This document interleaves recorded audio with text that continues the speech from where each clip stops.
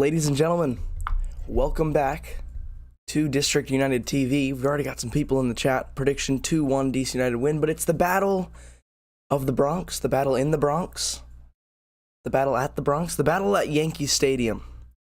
DC United have never won at Yankee Stadium against NYCFC. NYCFC is get out of Yankee Stadium. Nobody likes it. Nobody likes Yankee Stadium. The dimensions are off. They're weird. Everybody struggles at Yankee Stadium, and DC United especially. We've never even won there. Will tonight be the night? Will we witness history?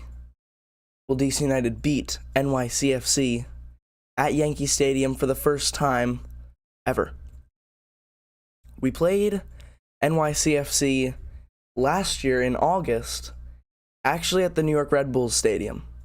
I don't know why, and I can't remember why, but we played them at the New York Red Bulls Stadium and we beat them 2-1.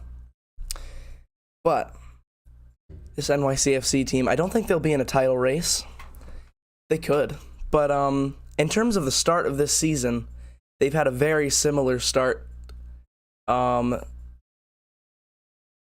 to DC United. They've had a very similar start to us. 1 loss, 1 draw, 1 win, in that order for NYCFC. They're showing the lineup right now. Nick Cushing, the manager, has been there since 2020. 4-2-3-1, as per usual. And I believe that is the same lineup that won against Inter Miami, with the exception of the right back. I know that one. And then our lineup for tonight. Let's talk about us for a second. 4-4-2 is what I'm predicting. The lineup that they have on the screen is, I mean, I'd be shocked if we went with Cudi Pietro down the middle and Click on the left. But if it happens, we'll see. I mean, we'll see what happens. I once again did exactly what I did last weekend, where I put Birnbaum on the left and Williams on the right, which in-game it will probably be the opposite. Player to watch is Chris Durkin. Scored the equalizing goal against Orlando City. It was an absolute cracker of a goal. Could be a goal of the season contender already. Hopefully he can provide another one of those moments for us, and another one of those goals for us, and another one of those performances for us. I thought he was man of the match last time out, and performed very, very, very well at a very, very high level. Another player who I thought played really, really well last time out was Ruan. Ruan definitely played really well, combining with Durkin, that whole right side. So it's good that remains unchanged. We go to the left side. It was last time Cudi Pietro playing on the left side of midfield, along with Jahaz, obviously, at left back. Jahaz is a no-brainer. We don't really have anybody else to play left back. And then Cudi Pietro on the left. Could be Roberta on the left. We've seen that with Cudi Pietro, striker. Could be Click, apparently. Click could be apparently playing on the left. I doubt it, but I've seen it on FOTMob, and they actually just changed it. But it's on the Apple TV. They put it as Click on the left. Knaus, again, no-brainer, and I'm glad that Wayne Rooney acknowledged it. Knaus was, I mean, if Knaus had the goal instead of Durkin, this might sound obvious, but if Knaus had that goal and instead of Durkin, Knaus would have gotten man of the match. I think they were very, very close, but Knaus dictated the tempo of that whole entire game. We dictated the tempo as a team, and that, I think, was down to Knaus and his, taking the ball off the back four, advancing it forward. Wayne Rooney said that he's working on, getting into play more forward passes, and you can see it. It is reflecting in his game, and it has massively improved since last year, and it's really good. He played really, really well last time. Benteke, hopefully he scores. He needs to score. He needs to get one soon. He's due up for a goal. He missed some big chances last match, and he has to get one this time. has to get one. If we're going to get a goal, if we're going to get a result here tonight, it has to come from that man right there, number 20. The number 9, Benteke, penalty box striker, center forward. Has to come from him. Let's look at the NYCFC lineup. And then Roberta as well. I think that's the only player that I didn't really mention. Oh, and Tyler Miller stays in net. He's played very well so far. Let's look at NYCFC. They have only scored... Well, they've scored 2 goals, but one of them was a own goal in the Inter Miami game. The other goal came in a 1-1 draw against Chicago Fire. They probably deserved more from that game. At least from looking at the stats. And then the Inter Miami game, they fully deserved the 3 points. I think the games where they've gotten points, they've deserved those points, which is similar to DC United in a way, where when we've gotten the points, we deserve the points. We could have even gotten more. NYCFC have only scored 1 goal plus the own goal that happened against Miami. This is a very young team. I don't know the average starting 11 or the average age of this starting 11 right here, but I can tell you right now, on that front 4-ish, if you include Mango and then that front 3 line in the 4-2-3-1, that 3 and 1, none of them go over the age of 23. And there's, leading the line, 20-year-old Tyes Magno, been there for a while. By a while, like 3 years, I think 3 years. The real question with him, because we've seen him mainly play on the left side, on the left wing, can he lead the line as a single, as a single striker? Can he be that poacher? Is that how they want to use him? Because they could just use him as like a fluid kind of player. If you'd imagine if Roberto was playing as a sole striker, he wouldn't stay in the middle like Benteke would. It's kind of like a player that floats around the front 3. It'll be really interesting to see. I'm actually very excited to see how NYCFC play because DC United have controlled the tempo in, I think, all 3 of the games that we've played so far, other than Toronto. But, we saw a good amount of the ball. We dictated the tempo, we just didn't have the ball a lot. So I think we dictated the tempo in all of our games so far. From the stats, it looks like NYC have kind of done the same thing. Who will win that battle tonight? And one of the things I want to mention, we actually could see a similar thing, and Pedro Santos is not starting tonight, which I was shocked by. Could be he's taking a knock and he needs to recover, he needs to be brought in off the bench. But something that we saw with him was he was kind of playing like a number 10 who kind of floated all across between the front line with Benteke and then the midfield line. He kind of filled in that space in between. Yeah, he kind of did that. So I think that we could actually see that, I think, tonight from Cudi Pietro, and then Roberto would play on the left. Kind of like a 4-5-1-ish. But I think that could be a way to counter, because currently if we go with the 4-4-2, and if Roberto doesn't drop in enough, then we are outnumbered in the midfield. We know Rodriguez likes to get high up the pitch. Santiago Rodriguez, for them, that's their number 10. For NYCFC, Pellegrino's dangerous. Pereira's got the only other goal, Gabriel Pereira. And then the 2 holding midfielders in the double pivot. Very, very solid in the midfield. We have to win that midfield battle. We have to take control of the game. NYCFC lost their starting goalie and striker. Yeah, they lost Sean Johnson, and then their striker as well. Sean Johnson was he's now at, we played him though. He was at Toronto. Why did I just randomly forget that? He's at Toronto, right? Surely. Yeah, he's at Toronto. Okay. I don't know why I almost forgot that. He's at Toronto. We already played him. But they've got Barraza in net. They haven't conceded, a crazy amount of goals, but they haven't scored a lot of goals. That is their main issue. All right, we're gonna get the timer ready. Tool scripts. Here we go. Oh, this camera angle. It's gonna be a hard watch. I don't like the camera angle here. The field looks so narrow. I think it is narrow. I don't know if it's narrow or if it's short. I can't remember what it exactly is. But there are I believe it's 7 non-soccer specific stadiums in the MLS. The majority of those are NFL stadiums. There's one baseball stadium though, and it's right here. It's Yankee Stadium. You've got a little bit of that the infield coming into the pitch here. Oh gosh, this is horrible to watch. DC United still wearing the black. We have yet to see the cherry blossom uniform. All the other MLS matches have also begun. The 7:30 kickoff games, or the 7:40 kickoff games.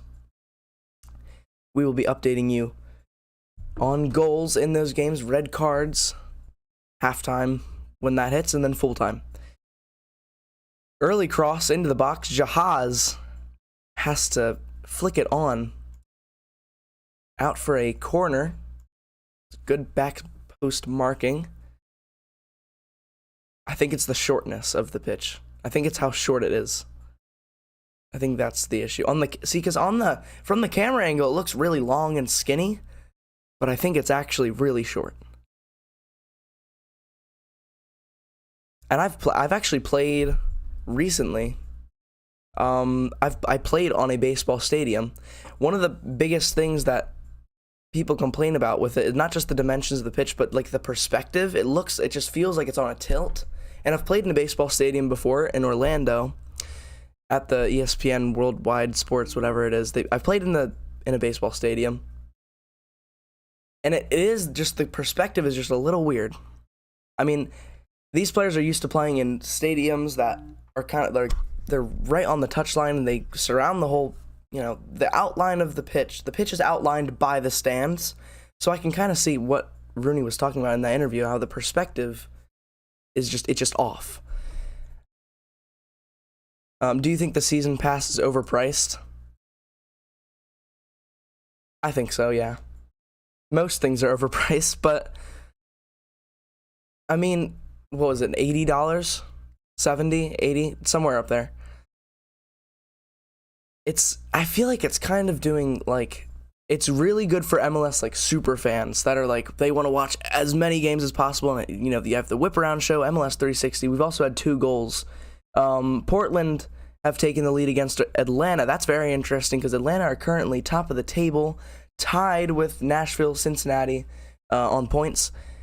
And then Hernan Losada's CF Montreal has just taken the lead against Philadelphia Union.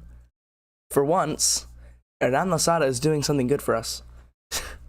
But I think it's really good for the super fans because they're getting as much action as possible. Really, really good. A lot of positives here. And then we need the MLS to grow, and it's the only way it grows is to get casual fans to watch it more and more and more. And like that's just not really available because now the local stations aren't really, unless you're going to a local bar, and like how often do you see an MLS game on at a bar? Not that often, or at any place, not that often. So unless you have this, you're not going to be able to see the games, and as a casual fan isn't going to pay $80. I mean, they do have the 6, is it 6, I think, free games. Well, not free. If you have Apple TV, I think it's for free. You don't have to pay the MLS season pass, but we've already had 2 games like that for DC United. I think we have another one till the summertime. But there is 6 free games for a casual fan, but I don't know. I feel like it's kind of pushing away more fans than it's bringing in. Roberta's just given up the ball. Let's talk about the match for a little bit. We're already 4 minutes in. So far, it's looked a little scrappy. Pereira's gonna go all the way back. I thought he was gonna whip it in. No Tony Alfaro starting tonight. He's on the bench for NYCFC. Played for us last year. Didn't make a ton of appearances. That's why he left. Ruan getting really far forward. Yeah, it's definitely the shortness of the pitch. The pitch is so short. Ruan's just covered so much like space in like a very, very short amount of time. But it's a battle between a very young side and a very old side. You can pretty much guess which is which. NYCFC, super duper young. Their whole front line is like 20 years old is their striker, 23 left wing, 21-year-old in there on the right. Something like that.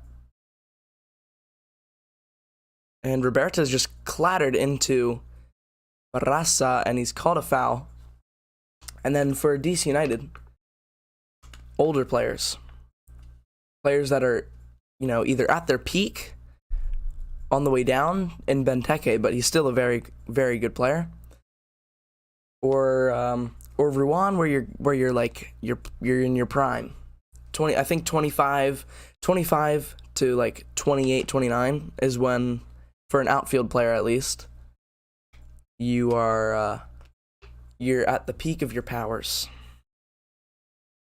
Went to the Bayern game and got a photo with Durkin, Alfaro, and the Bayern mascot. That's nice. I wish I went to that one. But I think that one sold out really quick. I feel like that one sold out really quick. So, Portland's goal against Atlanta has just been ruled out. Don't know if it was offsides or handball, or probably offsides, but either way, VAR has just ruled it out. And if you're wondering, March Madness, Arkansas has just beaten Kansas. I had Kansas winning the whole thing in my bracket. That's very unfortunate. They've won by 1 point, Arkansas. Arkansas have beaten Kansas. Support NYCFC, various clubs from each league also. Welcome. I always say I love having the opposing fans in the chat watching. Gives us a little different perspectives. Give us some information that we didn't know about the other team. I've enjoyed this opening chat here. Probably the most we've talked for a straight, 15 minutes. Benteke has just flicked it on for Click. I've been calling on Click for him to get more involved. Maybe the shorter pitch will get him to see more of the ball. Less space in the midfield. Not a lot of places else for us to go than the middle of that pitch.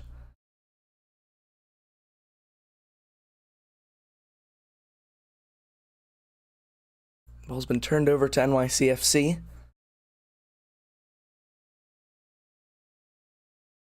And there's been a foul called on Russell Canals.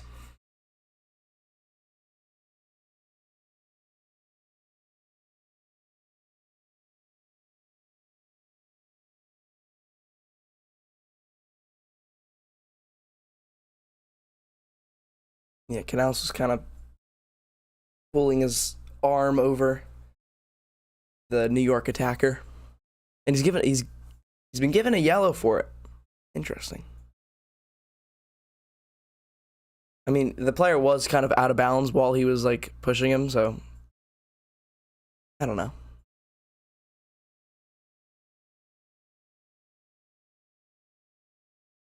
Looks like it's a cold night in New York City tonight. I mean, it was actually a pretty nice day here. I don't know what the temperature is in New York. But now a chance for them. The shot for Magna was saved. I was waiting for them to call a handball. The New York players were asking for something. But in the end, it just fell to Tyler Miller. Caught it safely. You could argue that it should be 1-0 to New York. DC United have won the ball back. Let's keep the ball now.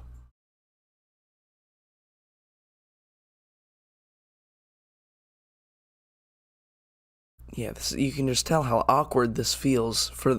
It's like you can feel the awkwardness coming out of the screen.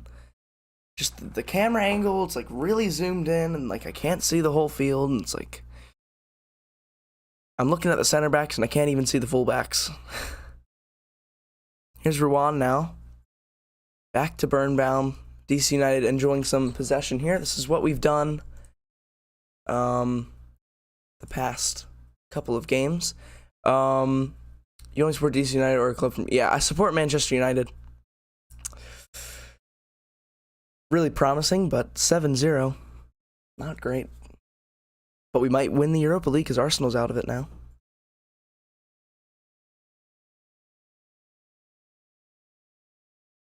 DC United winning 3-1 is your prediction. Hopefully we get some goals from Benteke. Benteke just flicked it on, and the goalkeeper for New York now has it. They will build out of the back.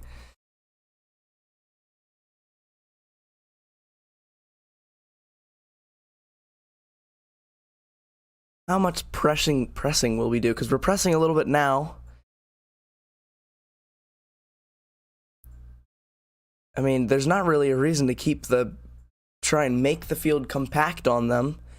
NYCFC are typically a team that likes to play a good brand of soccer. But trying to make the field smaller is not really what we need to do right now. You can see the New York players all the way out on the touchline, and it still looks like they're really close. What was the last time you went to a DC United game? Summertime, last summer. I went to 2 games last year, I believe. I don't go to many because I usually have my own games on the weekend, so I haven't got time. And usually if I go, my whole family has to come, so everybody has to be ready, available, free on the day. But usually I go to a couple in the summertime. It's going to be a corner for New York. We're only 11 minutes into this game. Felt like more.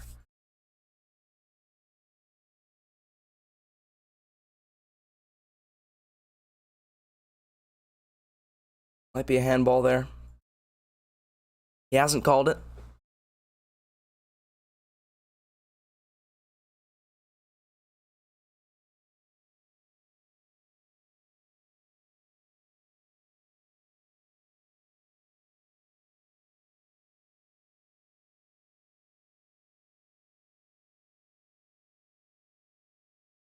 Thrown for DC now.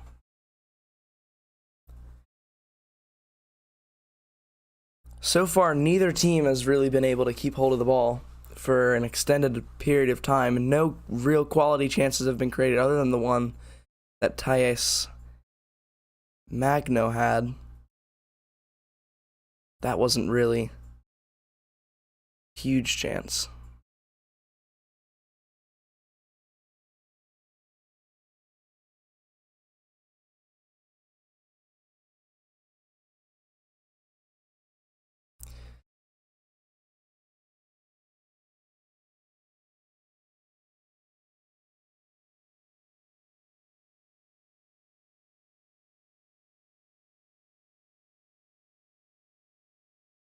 So far, the possession has been close to 70% for New York.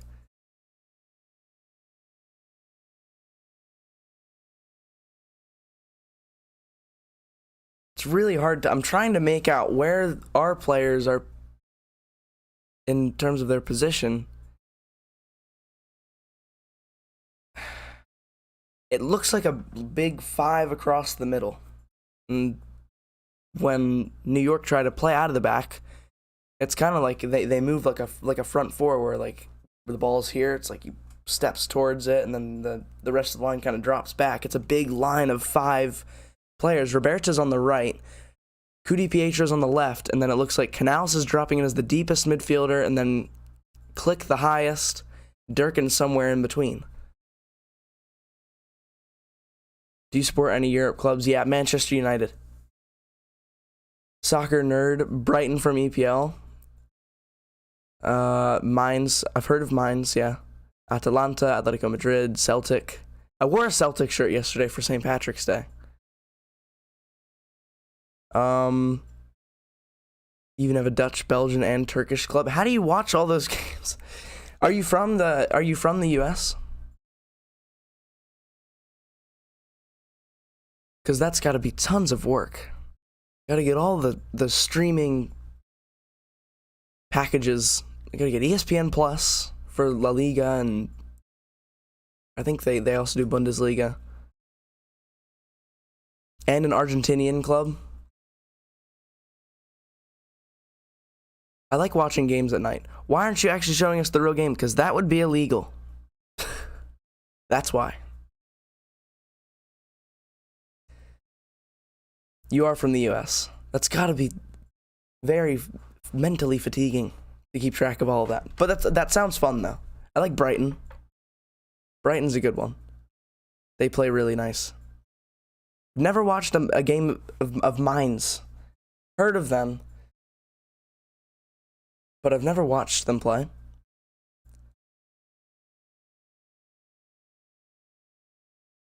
Hold on, there's a chance here for the number 11 Pereira for New York. It's just been stopped by Williams and Birnbaum. Boca Juniors, Atletico Madrid, Liverpool, and DC United. My phone just dropped. Sorry for the noise. Okay, there we go.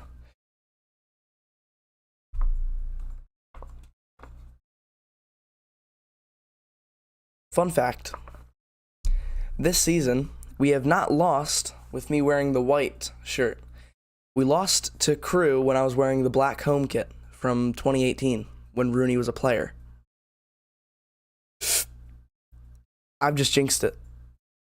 Never mind. I didn't. Offsides. That might get. Can they call that back? Offsides is the call currently. Thais Magno has just put the ball into the net, but was it legal?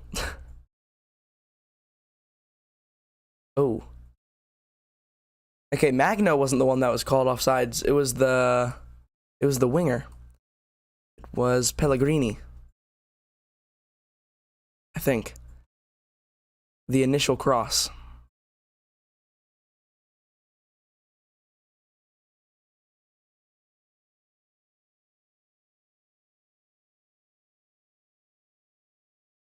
That's just impossible to see from this angle.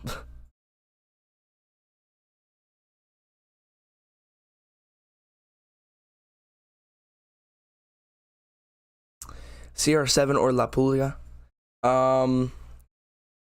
Messi. Even though I'm a United fan, Messi.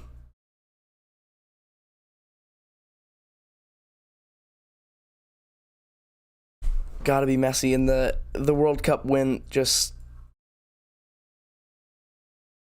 topped that off. I think he's going to VAR, so we might actually have the opening goal here, which is unfortunate. He is looking at VAR. I think that, yeah, he wouldn't go all the way over to, yeah, because he's got someone chatting in his ear from the VAR room. He wouldn't have told him to go look at it if he didn't see something. So I think this is an opening goal from NYCFC. I jinxed it. I literally was talking about how we haven't lost with me wearing this shirt.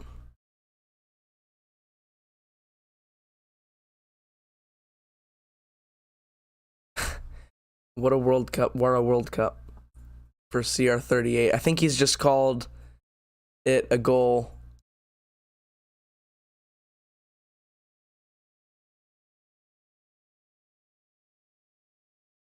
Quarter Argentinian.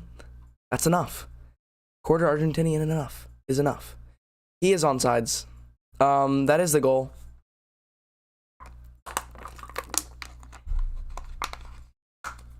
Unfortunately.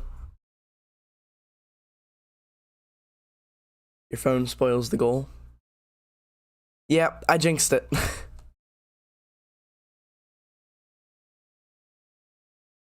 So it is 1-0. We're going to change the score. It is 0-1. It's up to Benteke. We need Benteke to come up big. And Tyler Miller's gonna boot this up the field. Up to Benteke, who's flicked it on for Roberta. DC United looking for a quick response here. Pressure's still on. It's a throw-in. Your phone didn't spoil me this time.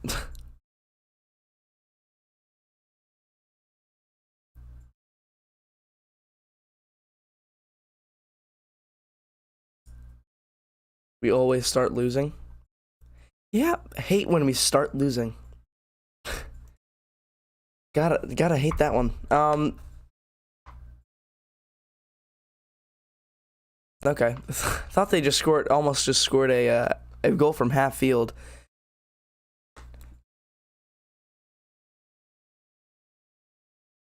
Tyler Miller was massively off his line.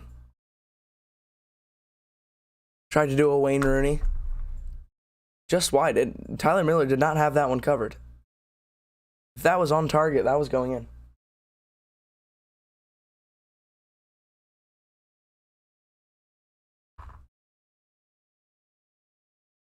Chance for Benteke, who's gone down in the box. The referee doesn't call it. Pen, I feel like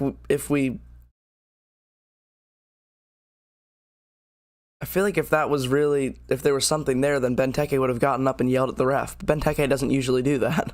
So, that could have been. I don't know. We'll see it. We'll probably see a replay in a second. Looked like he went down a little bit easily. Could he have stayed up? If he stayed up, that's a goal, 100%. Was it Click that won the ball originally? He should have passed it to Cudi Pietro. Cudi Pietro didn't have a man on his back. Benteke had a man on his back, and he had a worse angle.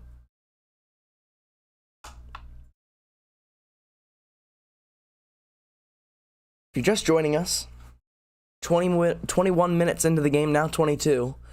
DC United are down 1-0, 0-1 against NYCFC at Yankee Stadium. DC United have never won at Yankee Stadium. We beat them last year at Red Bull Arena. Don't know why we were playing there, but that was in August of last year. But here we are at Yankee Stadium, and we trail once again.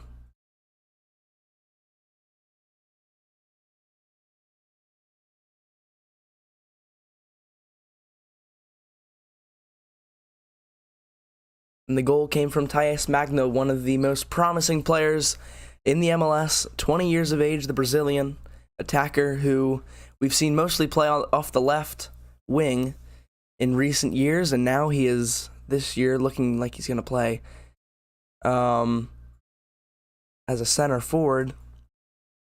He gets his first goal of the season. Also a DC United, or a NYCFC fan.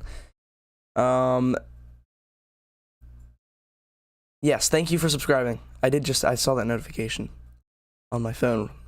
Thanks for the subscribing, the subscription.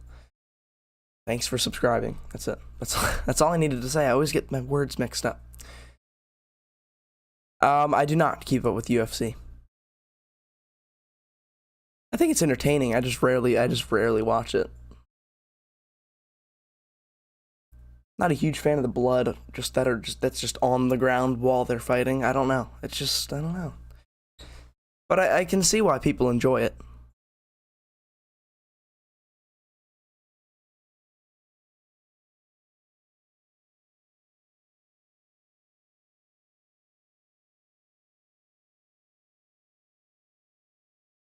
Yeah, once again, we're seeing that big line of 5 players in the midfield trying to just put up a blockade on the New York attack. Hasn't really worked so far because, I mean, we haven't created a lot of chances.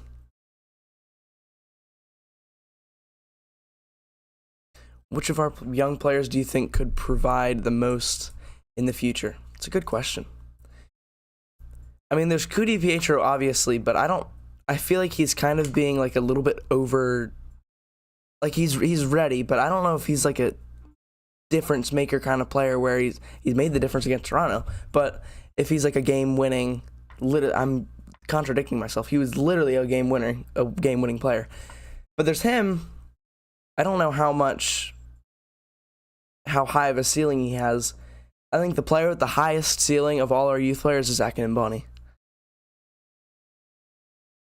I think that's a easy answer for the highest ceiling. The best young player that we have right now is definitely Kudi Pietro for like now. But I mean, who knows? I don't even know if Wayne Rooney is a good player developing coach, if he's that kind of coach, or if he's a short-term success like Antonio Conte. I mean, geez, look at what he's done at Spurs. It looks like a very toxic environment over there. That interview that came out earlier today. Atlanta just scored. Yes, they did. How long you became a DC United fan? Yeah, so DC United fan, since I've really started to like watch the games, like all of them, kind of last year. Because like I was like, you know what, I'm gonna like support the most local team, the closest MLS club to me, because that's what we need, especially leading up to the World Cup. Let's, do this. And then I wanted to do a fan channel on it as well. So as I learn about it, other people learn about the league and DC United and all that. But I've went to DC United games in person before that. I went to a game at RFK. That was my first DC United game. I don't remember what year that was, but I think it was when I was in like second grade. It was against Sporting Kansas City, and I remember it was 0-0, and that was like the first professional soccer game that I ever went to. Roberta's just had a fantastic shot. It fell to Benteke, but it looked like his boot has just got stuck into the ground, and he couldn't step forward and take it. Really unlucky. Great strike from Roberta. I thought it was questionable that he starts tonight over Pedro Santos, but a really good strike there, and it clearly troubled the New York goalkeeper.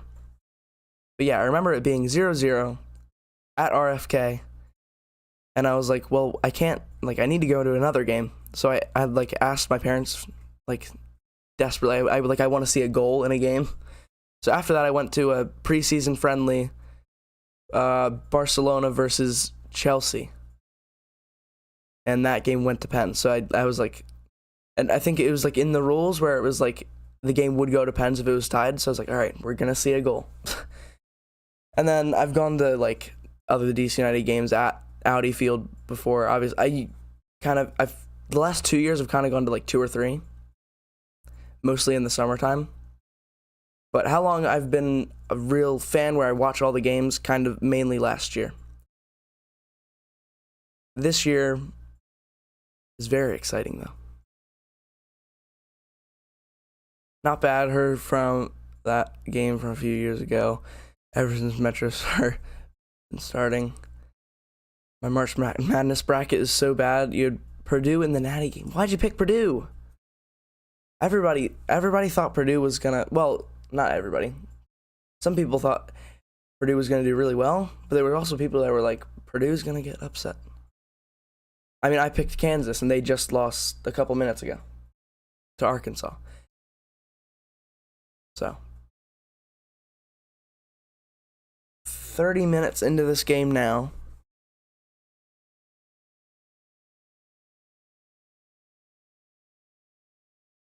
Favorite player from DC United? I mean, there's Taxi, but we haven't seen him at all this year yet because he's been out with his hamstring injury. This year, I mean, I like the look of Knaus this year for some reason. I don't know. I just like Knaus this year. He's doing really, really well. And he seems like a good guy. He seems like he's like a humble person where he's controlling these games. He's doing really, really well. But he's not a real flashy player or anything. He's just like a solid player. And this year he's done some really good stuff so far. I've always also been a big fan of Roberta, even though he doesn't get a lot of minutes. I've kind of always thought like he should get more game time. This year it looks like we're gonna get that. First DC United game was at Stadium in Maryland, Montgomery County. DC United versus Houston. They ended up 3-3, I think. Houston has to save my bracket. They're natty winners. I had like Texas A&M going all the way to like the Elite Eight or something, playing against Houston. Texas A&M obviously got in the first round, but I like contemplated. I was like, could Texas A&M beat Houston? I didn't. I picked Houston to go to the Final Four, but Houston's there. I mean, now Kansas and Purdue are out, so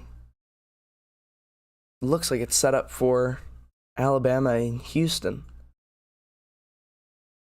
or Princeton, or Fairleigh Dickinson, or FDU. DC United on the ball now. Here's Click. Come on.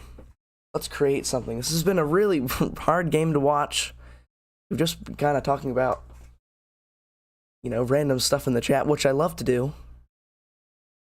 Especially because this game isn't going great right now. That's why you didn't choose Purdue to win. Can't believe I picked Purdue like that. Unbelievable. I was right. I don't usually watch a ton of college basketball in the regular season, and then I tend to actually have a decent bracket. This year it's just awful. I think everybody's bracket is awful. Houston's losing right now. If Gonzaga and Bama lose Final Four, we'll be all gone.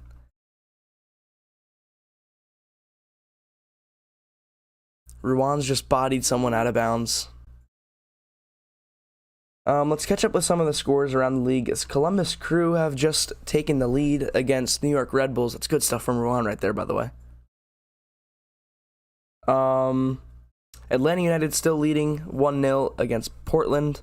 CF Montreal, or Nan Losada, is beating Philadelphia Union still 1-0. Scoreless in the New England versus Nashville game. Obviously, it's 1-0 here. New York Red Bulls are losing to Columbus Crew 1-0. Charlotte FC have scored 1-0. Orlando are losing to Charlotte. And then scoreless in the Toronto and Inter Miami game. So, some good stuff over there. Philadelphia Union losing.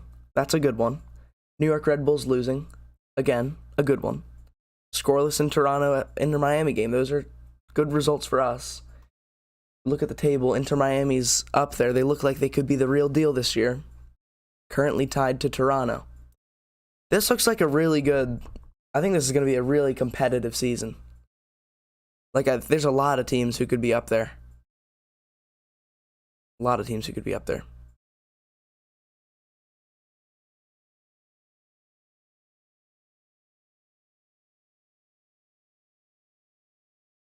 DC United desperately trying to build out of the back, create an attack. It hasn't come yet, though. I do not keep up with F1. I did for a week last year, actually, where I was like, oh, this is kind of interesting, and then I didn't watch it. Princeton's going to the Sweet 16, possibly. Who do they play? Missouri? I think they play Missouri. Knaus on the ball now. Finds Rowan. With how small the pitch is, we've had a lot of trouble finding those overloads on the wings, which is where we've been most successful in the game so far this year. Click dropping in deep there. That's good from him. Can imagine that Wayne Rooney is trying to get him more involved. We're going to need him this year. Can't believe Philadelphia until Montreal score. They don't have anyone in Montreal. They've got Hernan Losada.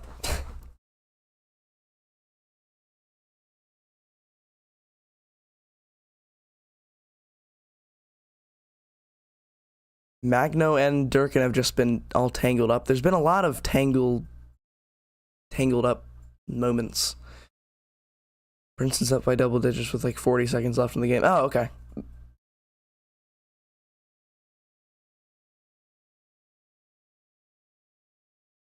Oh yeah, I did. Yeah. Okay. Just needed to like look at my notifications.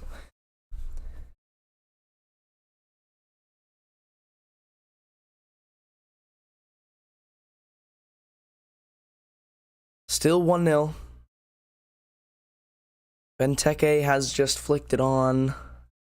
Chance here. Jahaz has just won the ball back. Referee does not call the foul. Good no call there.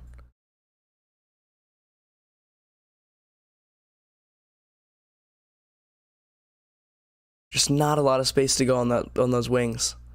And it's hard to even switch it to the opposite side because it's got to be dropped straight on that player's chest or right on their foot. And then they have no margin of error on that touch because of how small this field is. Just seen it there with Jahaz. Just not a lot of room to operate with.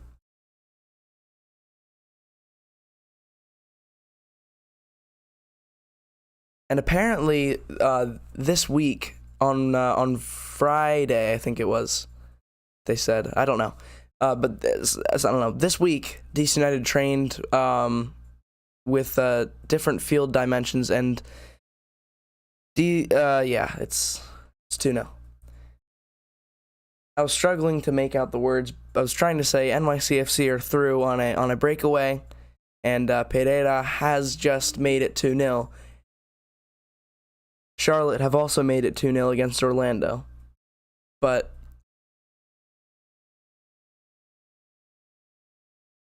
it is another goal from NYCFC. This time it comes from the number 10. Took it really nicely. Came from Rodriguez.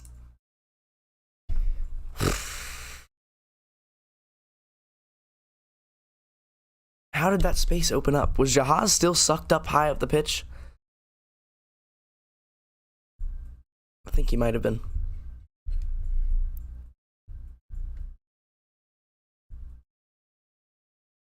(2-0) to NYCFC. Let's change the score now. Back underway.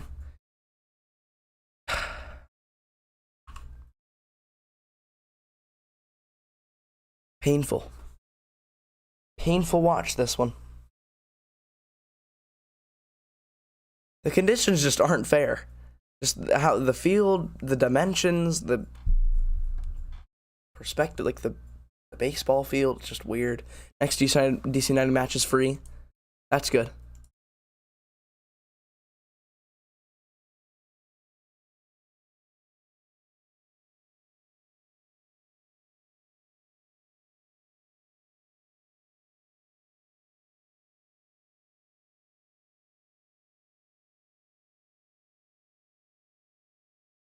Pietro has been stopped on the wing.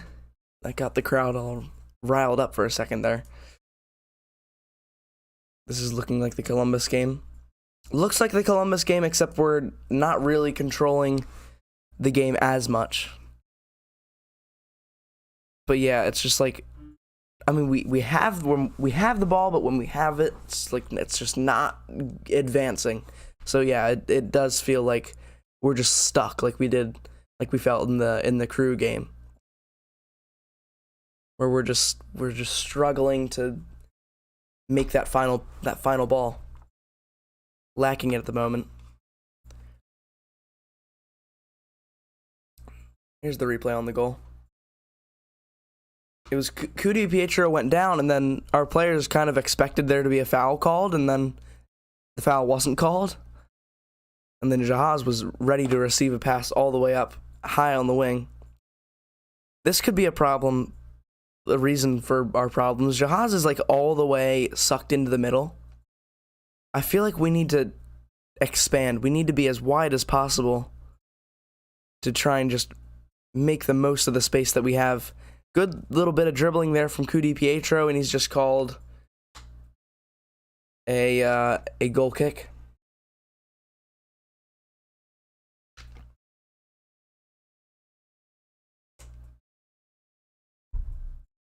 I think we need some kind of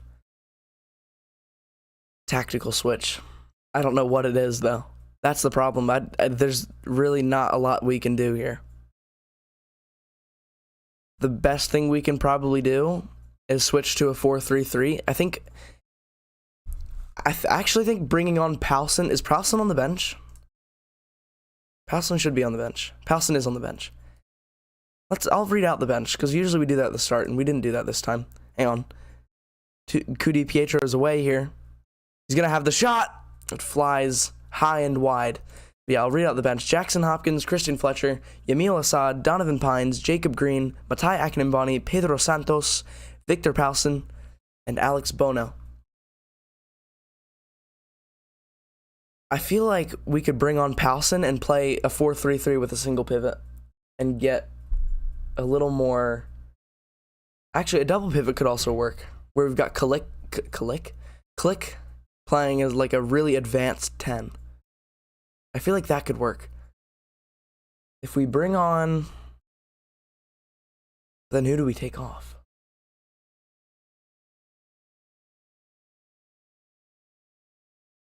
I feel like Durkin might have to come off. Durkin has done like nothing.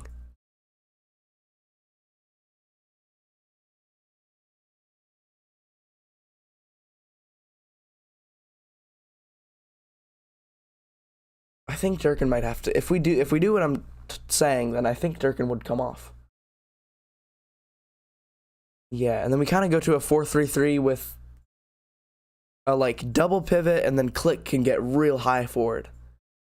And then Cudi Pietro would probably be on the right or left, and then like Roberta and Cudi Pietro would be on the wings, like whichever side they're on. We're seeing in these past couple minutes, we've seen a little more of what you see there on your over there on your screen. That 4-4-2. But I think we've got to bring someone on who's going to break up the play and just stop those counterattacks from New York. Just get us up the pitch. So I think the best way we do that is get Click high forward. Maybe even Cudi Pietro playing as like a 10 if we do like a diamond in the middle. That's also possible. That way we might even be able to keep Durkin on. We just do Durkin and Click, diamond in the middle, try and keep things narrow could also work. I know I said we wanted to stretch the field, use as much of the width as possible, but the width just isn't there.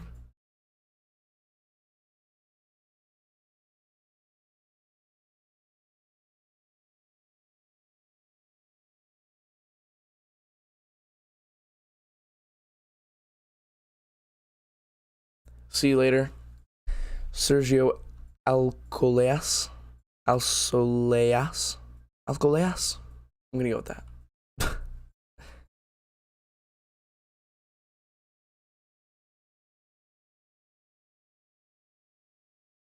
Coming up on halftime here. Good little 1-2 from Ruan. And Click there. Almost created a chance, but it ran too far away from Ruan for him to get a good solid connection on the cross. And now another chance for New York to break. This time Jahaz is back though. Ruan is not though on the far side. It does go to that far side. Tyler Miller's good off his line. You get it.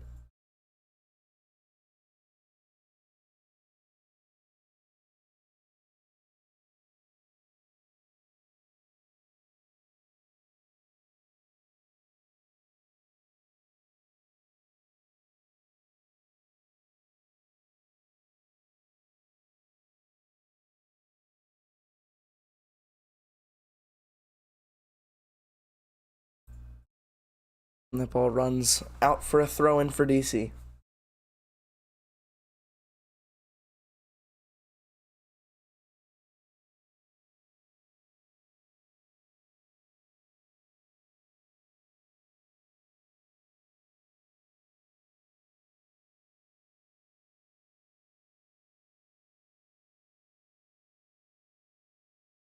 those balls where Benteke holds it up, that's usually how we create most of our attacks, where balls to Benteke, he drops it on his chest, lays it off for Cudi Pietro running in behind, or Pedro Santos, who is on the field right now. Roberto running in behind. But those just aren't working right now, mainly because of that double pivot is picking up all the balls that Benteke lays off. And then all the balls that Benteke tries to flick on, the field's too short, there's no space, just go straight to the goalie.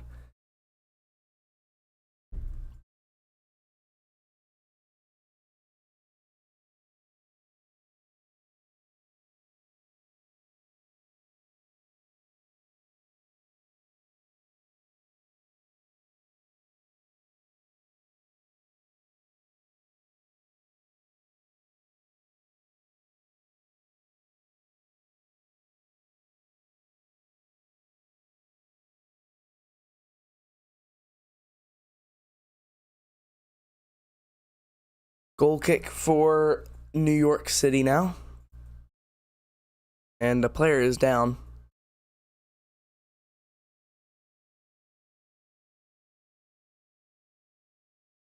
Looks like Benteke stomped on his foot and caused his boot to fly off.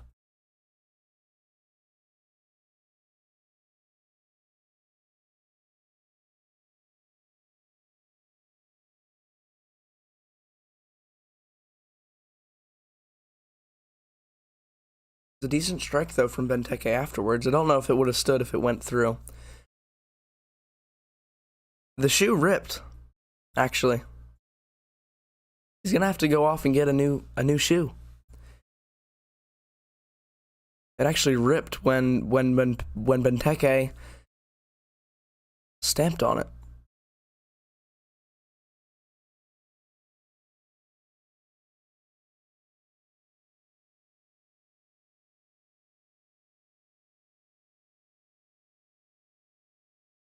That player's still off on the side. We've got a man up. Let's get a goal now.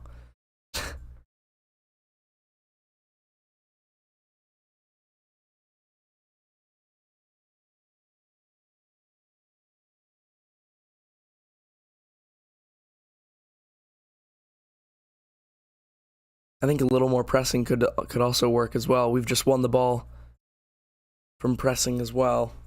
From pressing just now. We do a little more of that. Where do you get jerseys?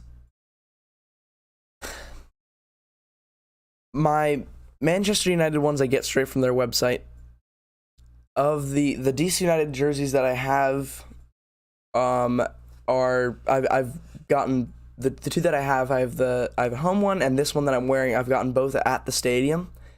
My other ones, I've done one of those mystery boxes before. Other than that, most of the time my mom buys it, and then I usually get it as a gift.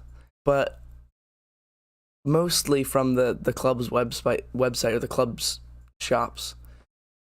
It's expensive, but the jerseys are high quality.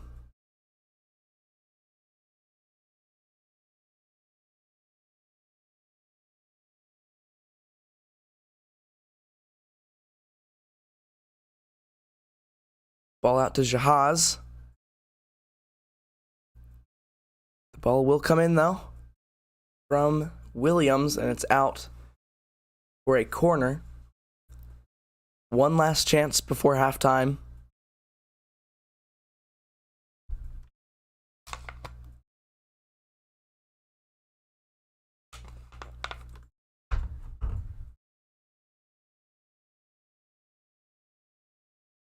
Oh! Atlanta United have made it 2 against Portland, but there was a chance there. The ball was flicked. I don't know who had the last touch on it, but it hit on the, dropped on the roof of the net, on the upper side, not on the underneath of the net. That would have been a goal. But that's halftime. I'm gonna stop the time here. Not horrible, but I mean, it's not a disgrace, and we can't make excuses. We can't make excuses, but also, I mean, what is this pitch? It's so awkward to watch. You can feel the awkwardness from the players just like coming on to the, like coming through the screen. Really awkward to watch. And I'm sure it's very awkward to play at. The really short, I'm not sure how narrow it is, but definitely very short. Not a lot of space for players to run in behind, which is where we've gotten most of our goals this season, where it's gone to Benteke and he's kind of laid it off in front of him, or he's flicked it on behind him. There's space in behind, and then a cross comes in and we finish from there. There has been like 0 crosses. I don't know if there's a stat that I can find on the number of crosses that we've put in. But we've had nothing. 6 shots they've had to our 4. If you believe in XG, it's 1.59 for New York and 0.25 for us. So that is also saying something. We've really not created any big chances. Accurate passes is pretty even on the percentages and the numbers. There's not a lot of passes. Usually when we look at this at halftime, it's in the like 230 range, 250 sometimes. But here we've got New York with 203 and us with 178. I don't know what the numbers are on our other games, but it's not that low. Let's look at the last game from Orlando. If we look at the number of passes that we made, accurate passes for us was 405. So there's not a lot of, and when there are passes, they're not crisp. They're not like, it's just, I feel like the ball's just going all over the place. Can't get it settled. We can't get settled. And New York City are used to this. They're used to their opponent scrambling about, just being confused. And now we've dug ourselves into a hole. The header was from Williams, though, by the way. That last header. All of our shots, other than that last header, have been from outside the penalty area. And New York's shots that have been on target are from inside. And both their goals were from the inside. Four of their shots inside the penalty area. We've had none, really. The only one that we've had was from a set piece. So that's another one of our chances. We're struggling to get into their box. We're not getting those quality chances that we have been having. Our main problem in the past couple games have been us finishing those chances. We've been able to create enough amount of chances. Actually a pretty decent amount of chances from Jahaz and from Ruan, especially on the overloads. Darkin has been creating a lot recently. And then usually the struggle for us is finishing. Usually it's been Teke's problem. We haven't even had the chances, let alone the finishing. And our shots from outside the penalty box have actually been all right. Benteke's strike was good. I don't know whether that would have been ruled out, but it was off target in the end. Roberta had one, very good, but that's one. One. I held up 2 there. 1. But like, I don't even know what to do with like the subs. I said if we bring on Powson, do a double pivot, that kind of combats their 3 in the middle that they have. I feel like we need that single pivot though, that's gonna like drop in and help out the center backs on those fast breaks, like those counterattacks, which they've scored both of their goals on. Rodriguez gets really high up the pitch, and we need I feel like our center backs need extra support. So I think that's why Powson should come on.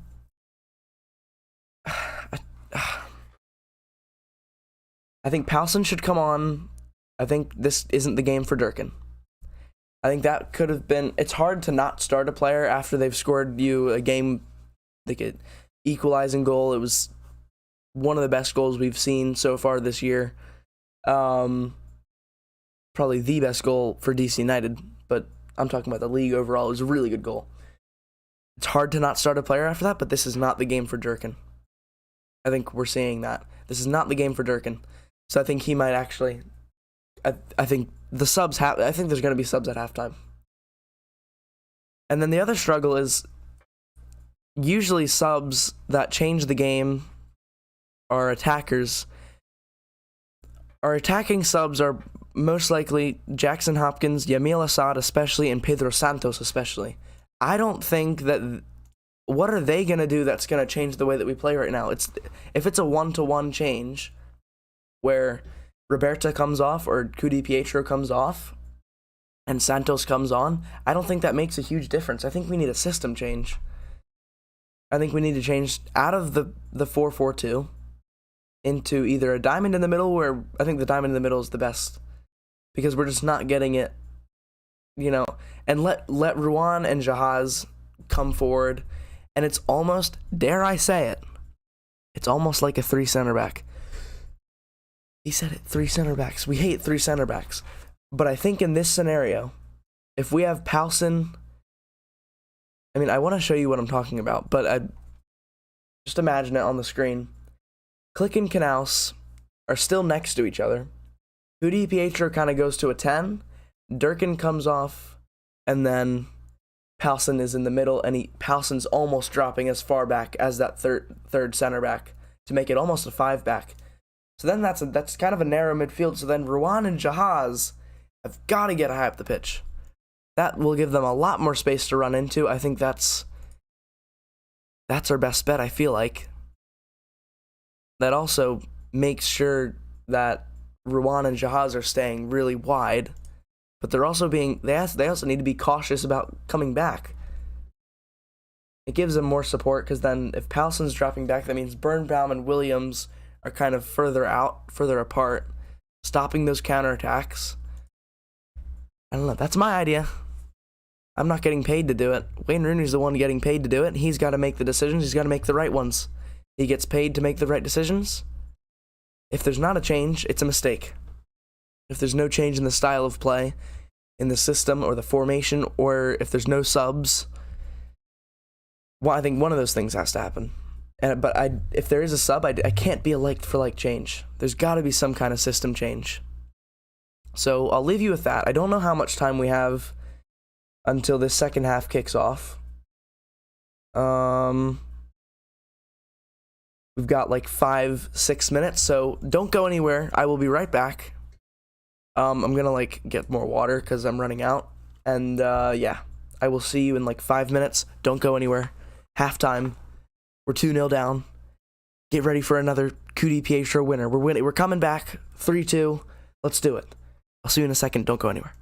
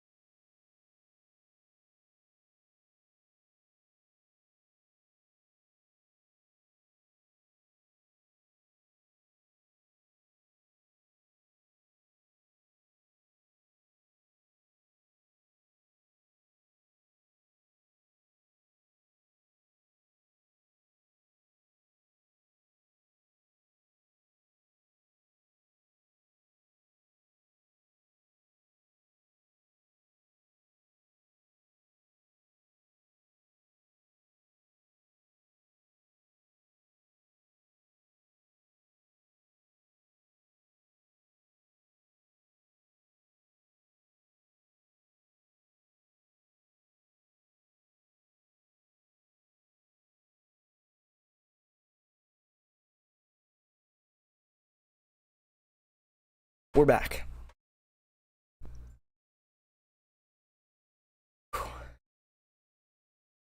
Second half. I like this little graphic they have where the chance percentage where the chances are coming in. There hasn't been a lot of chances, but when we're crossing half field is kind of, I guess, where they do it when we're advancing forward. But it's mainly on the flanks. It's mainly been on the flanks for all of the games. What's interesting there, the right side and the left side were equal. It's been something that I've been calling out for, is Jahaz, get more involved, get him on the ball. Let him drive forward just as much as Ruan, as much as Andy Nahar is doing, who's out with an injury right now. But as much as that right side is doing, get involved. We're seeing it tonight, but it's mainly because the right side is just so, both the sides are just so overly crowded. So, will we see any subs? Pedro Santos is coming on.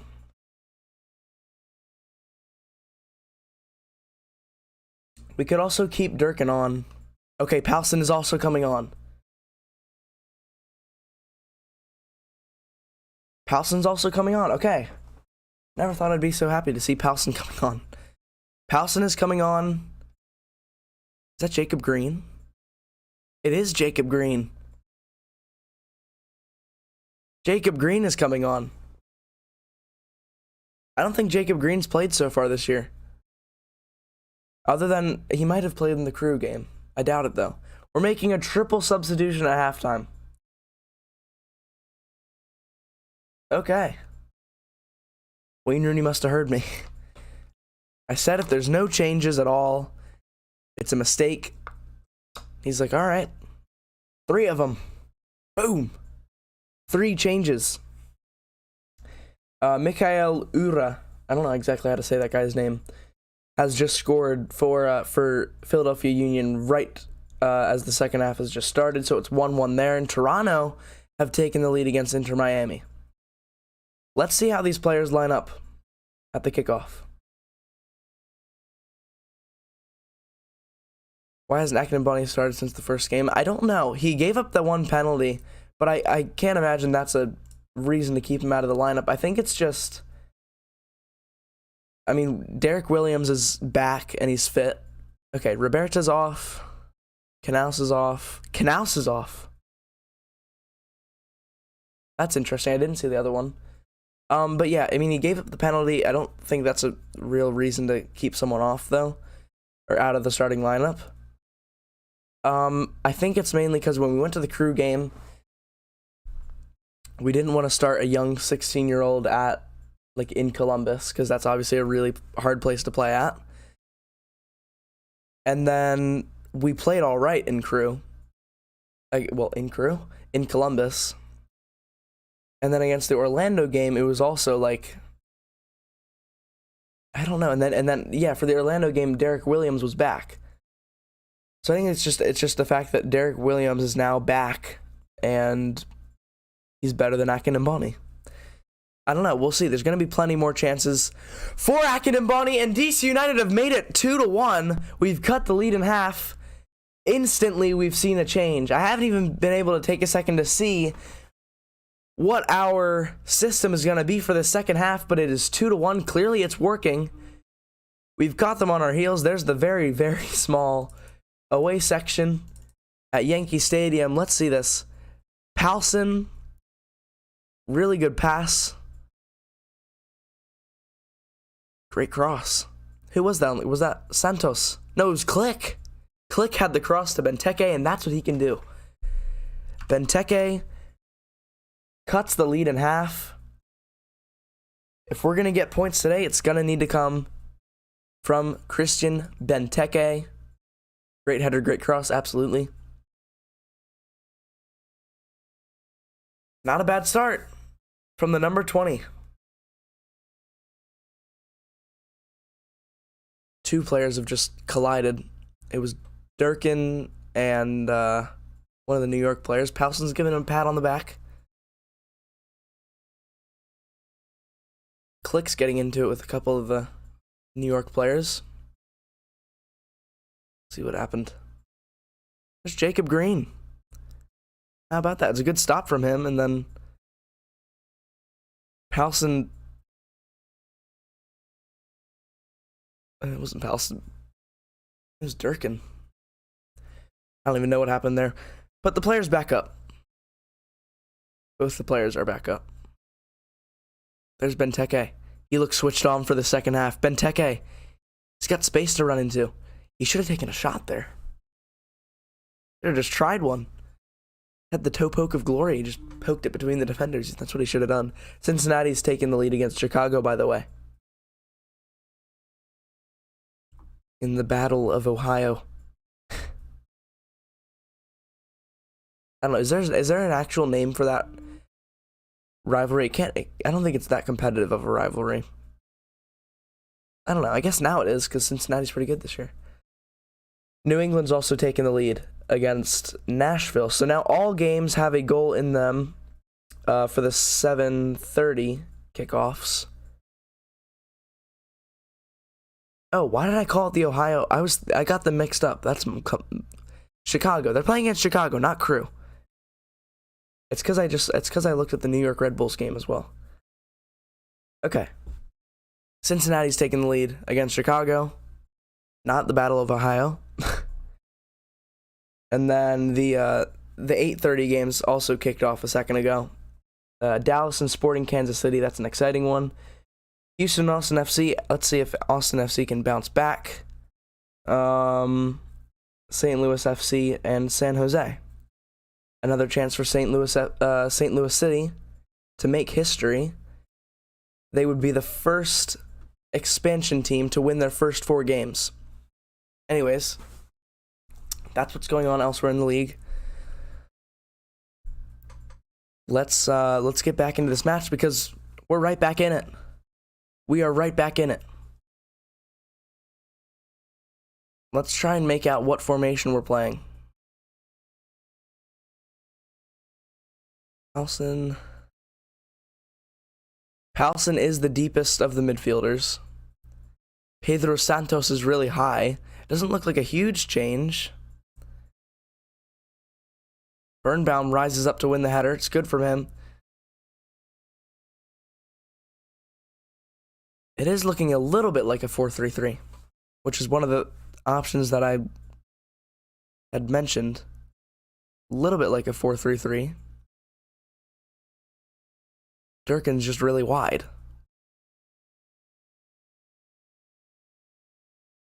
So it could just still be a 4-4-2, but more like a 4. And Click actually is getting really deep as well. But Pedro Santos is also playing like a 10, or like a deeper striker. I don't know what we're doing. The New York City players were asking for a offsides call on Benteke there, but he's kept hold of the ball and he was onside. Sporting Kansas City just took the lead against Dallas. Jahaz is down. That's really bad. We don't have another left back.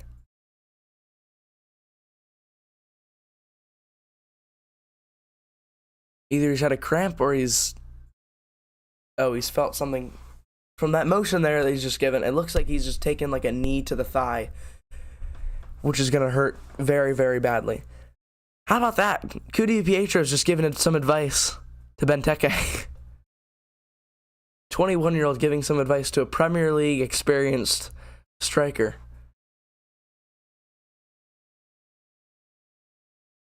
I don't know if that's exactly what was going on, but I don't know. Cudi Pietro had something to tell Benteke, and Benteke was like, all right, I got it. Like, Rooney and Benteke are both not happy right now, talking to the officials. There's the goal again. It's a great headed finish.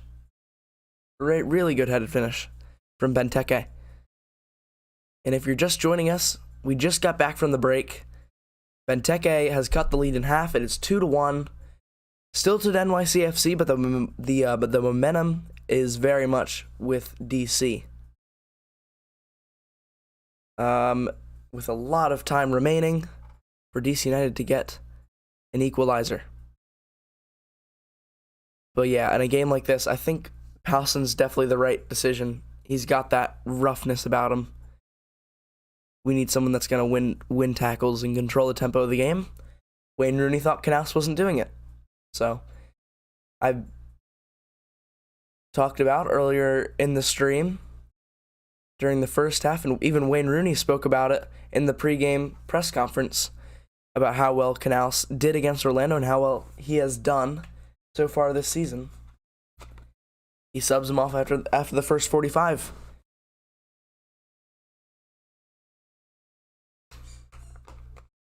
Click's just been pushed in the face.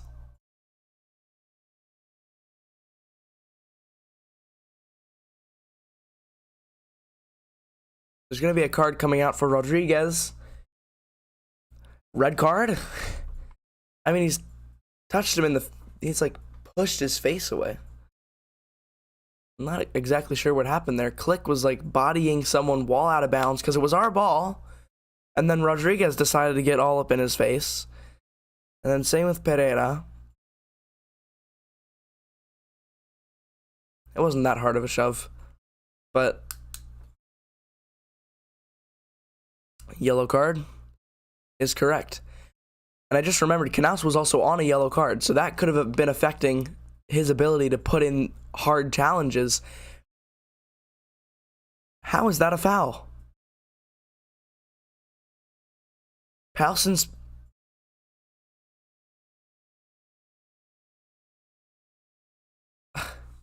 Powson poked the ball away from a New York City player. This game is getting very rowdy. What happened? It was like the ball went out of bounds, and then like Click tried to like Click grabbed it, and then like Rodriguez like was over top of him, like bear hugging him, almost trying to get the ball out of his hands. But it was our ball, and then there was just a big cluster on the sideline.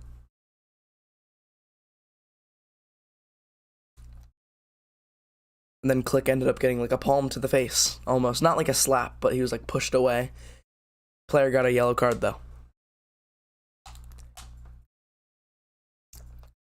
But yeah, that yellow card on Knaus could have been affecting his ability to put in those rough challenges that we need.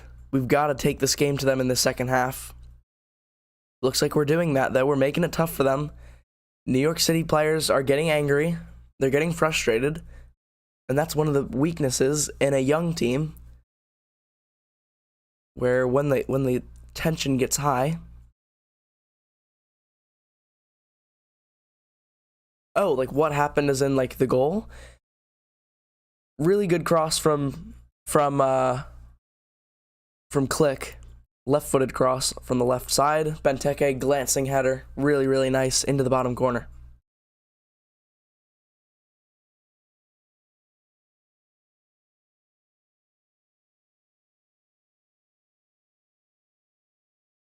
The referee's going to have to manage this game. Going to have to take control.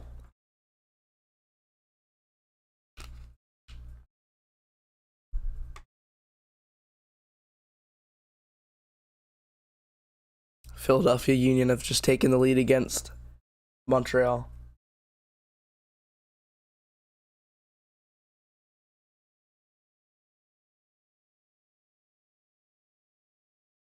Jacob Green's not looked bad, though.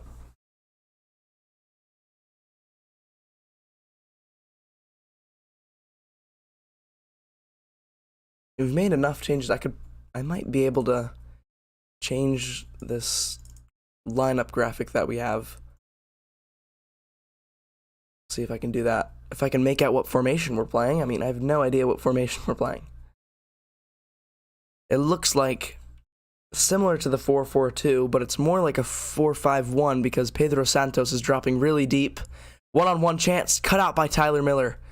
Player was offsides anyways. Let's try and figure out what's going on here. So we've got fullbacks. I'm trying to make this little graphic so we can update the players that are on the pitch right now. Got a deeper midfielder. Then we've got kind of like Durkin out there. It's like lopsided. But Durkin's also very narrow as well. Right now he's like right next to Palsen. A bit like this.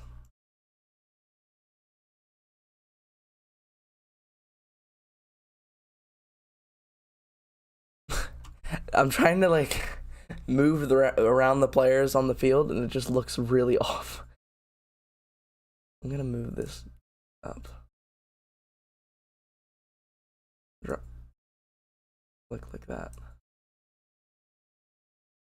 I think this is accurate.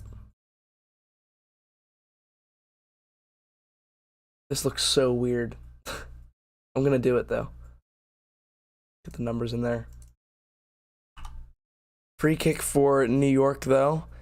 It's almost gone all the way through. Jacob Green was the one that stopped it. Ball's pinballing around. Nobody's been able to get a solid strike on it.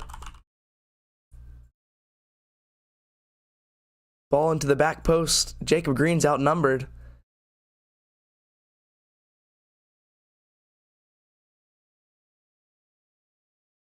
And that ball is out for a goal kick. So let's try and do this. Santos. Knaus is off. It's Palsen now in the midfield. Red Bulls have equalized, by the way.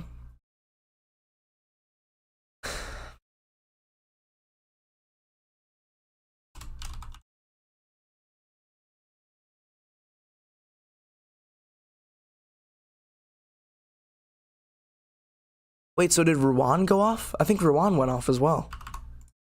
I guess Ruan would have had to gone off. Yeah, Ruan did go off.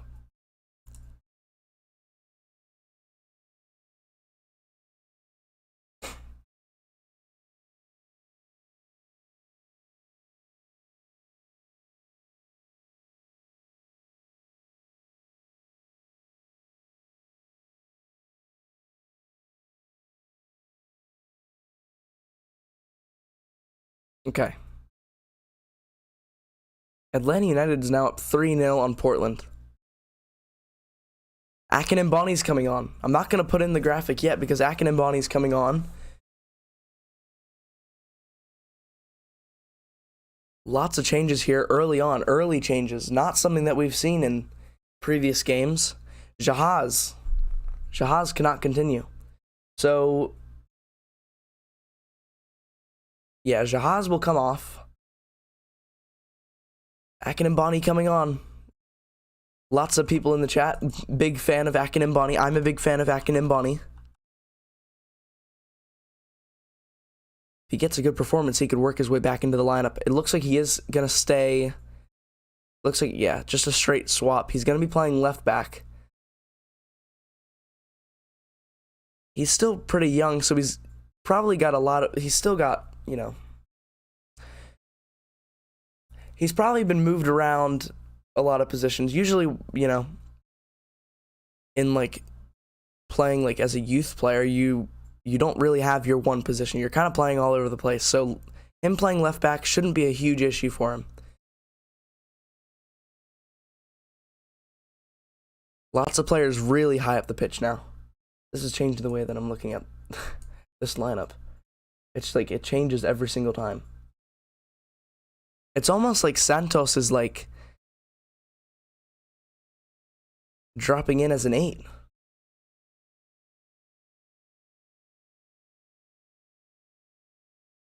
Yeah, Akin and Bonnie's playing left back.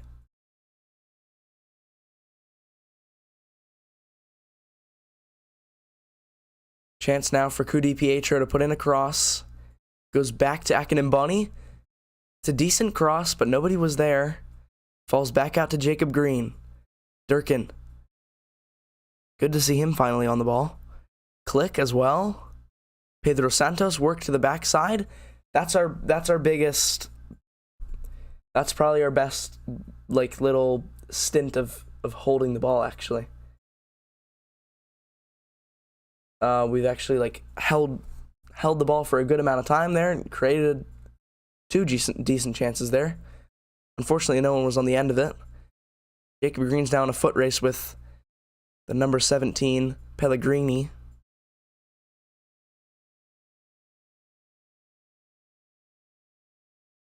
This is really interesting. I don't know how this is...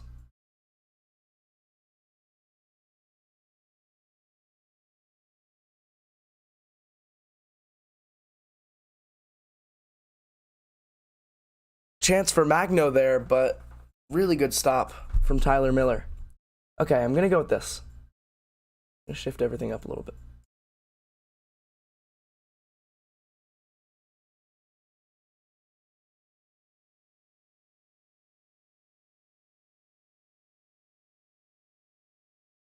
Okay.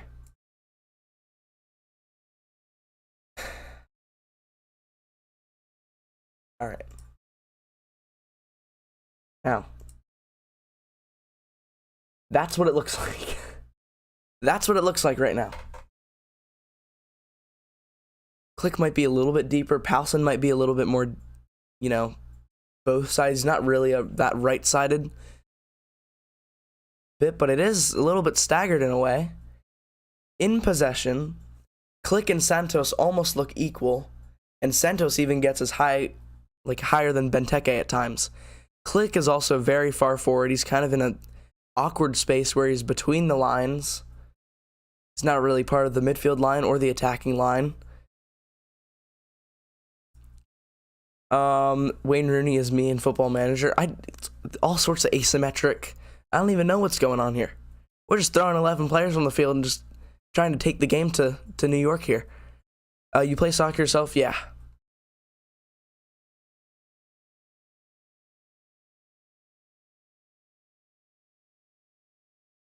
Yes, I do play Football Manager. Play it a lot, actually.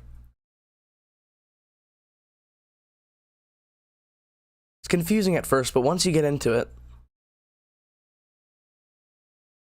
you get into it. Very into it. So that's what it looks like. It looks like, imagine those players, but kind of floating between a kind of shape where we're building out of the back. Philadelphia have just gotten a red card, by the way. But think about those players floating from a building out of the back point shape where Powson's dropping really, really deep, helping us get the ball out. Click's also in there. Toronto have doubled their lead against Inter Miami as well. It's 2-0. And then the wingers are also getting in close to Benteke as well, giving him some support. And it looks like it's working. We've controlled the ball this second half. We've controlled the game this second half. And we're winning the second half, but we have to what save are you doing? Currently, I started in the Vanarama National League South with Farnborough. Got promoted though, literally like a couple days ago. I think this past week. Oh, just finish. Cudi Pietro just had a Maradona-type run of about 8 yards where he dribbled through 4 defenders. Wow. Cudi Pietro. Looking like Messi right there. He just needed to find that opening and toe poke it. Right there. Before that last player made the tackle. But yeah, it got promoted to the Vanarama National League. So yeah, that's what I'm doing right now.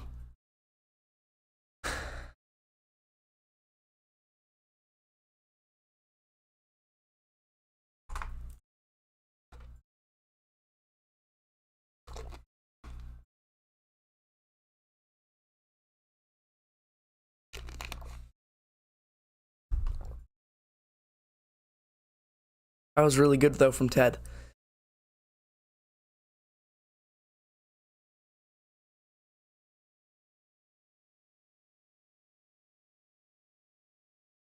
All right, who got the red card?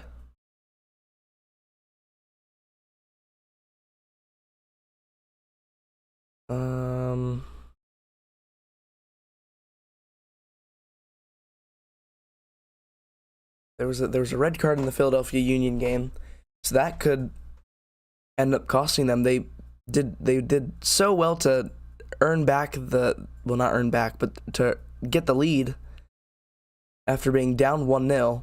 2 goals in the second half. Currently the 70th minute. Similar time here. But they've just gotten a red card. Don't know who it is yet.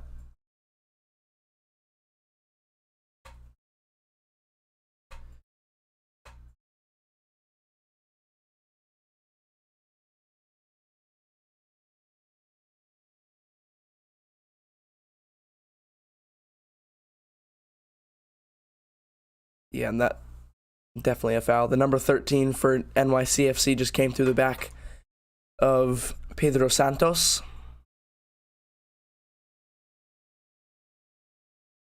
A free kick for DC.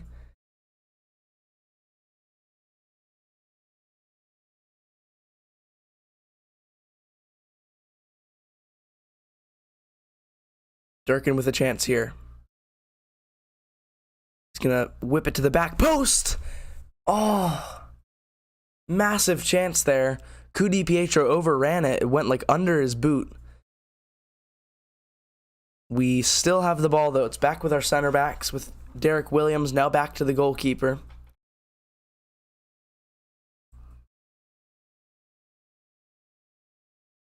The second half, we've definitely won the midfield battle though. Our midfielders have done really, really well getting onto the ball. The camera's a little laggy tonight because for some reason it was really like dark in my room. I don't know why, so I turned off some setting. So it's like slightly more laggy, but not a huge difference.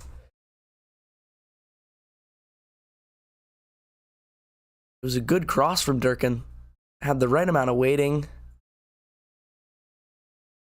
I mean, it's a tight angle. Would he have scored from there? I don't know. I'd give it a 50-50 chance of Koo scoring from there. Another chance from Durkin, though. He has Jacob Green on the overlap. Lays it off to him. Jacob Green puts it in. Punched out. Back in. Double save. Double save from the New York City keeper. Akin and Bunny might put it in now. It's going to be a corner. Pedro Santos has gone down again. The more I watch him, the more he looks like Bruno Fernandes. He's rolling around the ground right now. I'm not trying to diss him or Bruno Fernandes.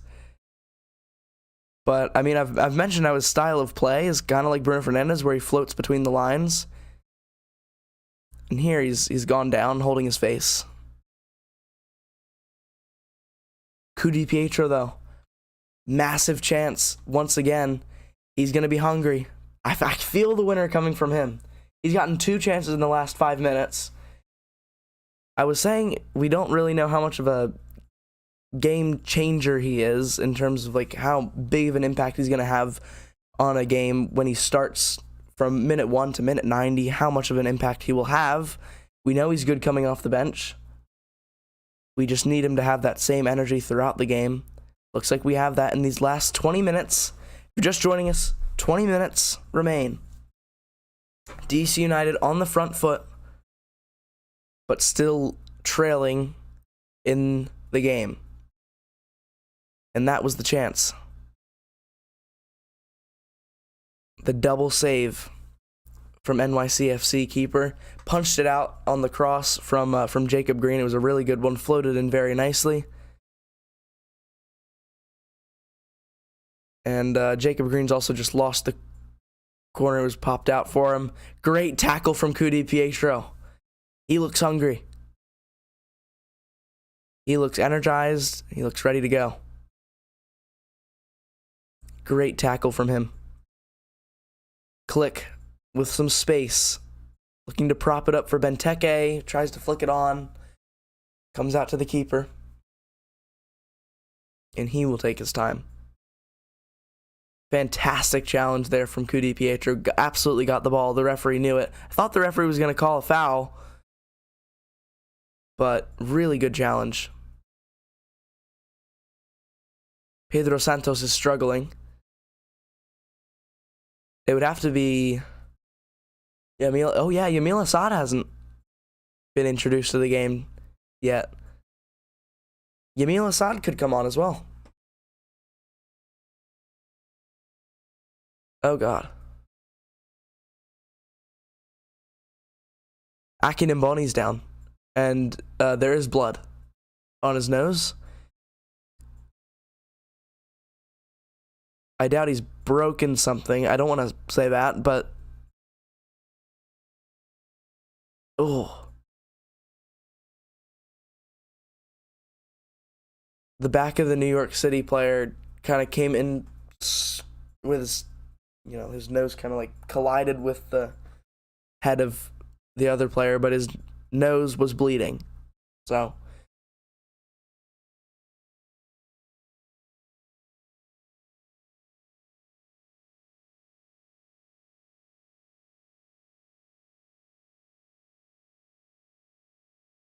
St. Louis City are winning 1-0. Yeah. Blood. Just, he's got a bloody nose. Hopefully he didn't, there's nothing like bones in there, like he didn't break anything. I doubt it. But it was hard enough to draw blood. There's the goal from Benteke, sparked the comeback. Well, we don't know if there will be a comeback yet, but looks like the comeback is on. So that will be the turning point in the game.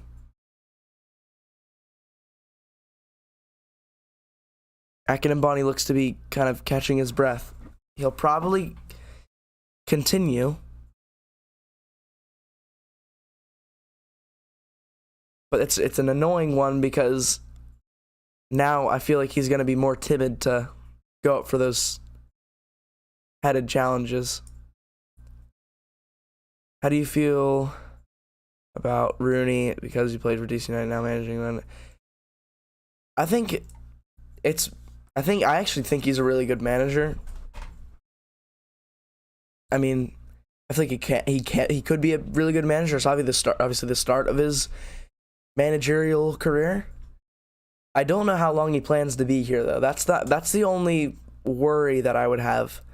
I think it's hard to be worse than Hernan Losada, our last manager. I think he's got to be better than him. So Akinmboni just did a push-up, just running through some tests, probably for concussion reasons.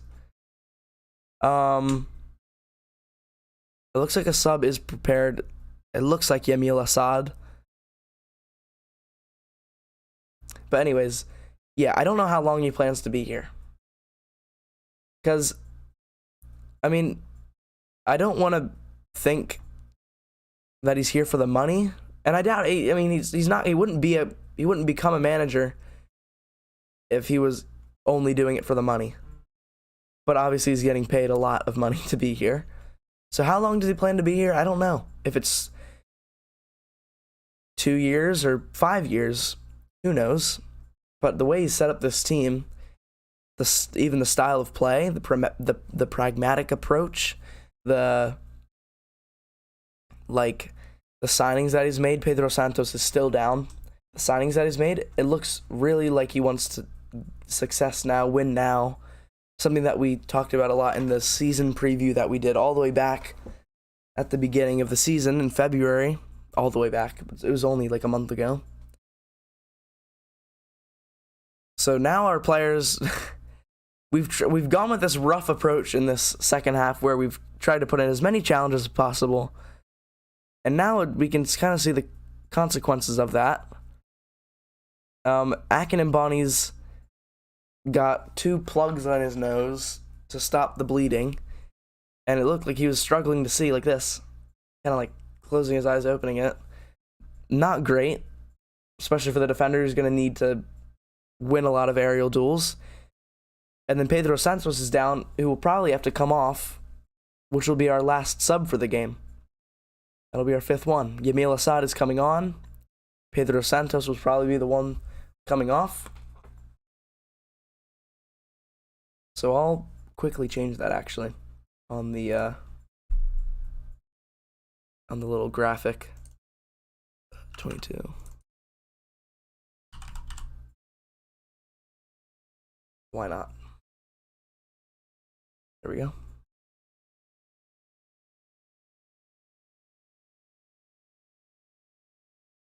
That still does look like the shape, though. Ish.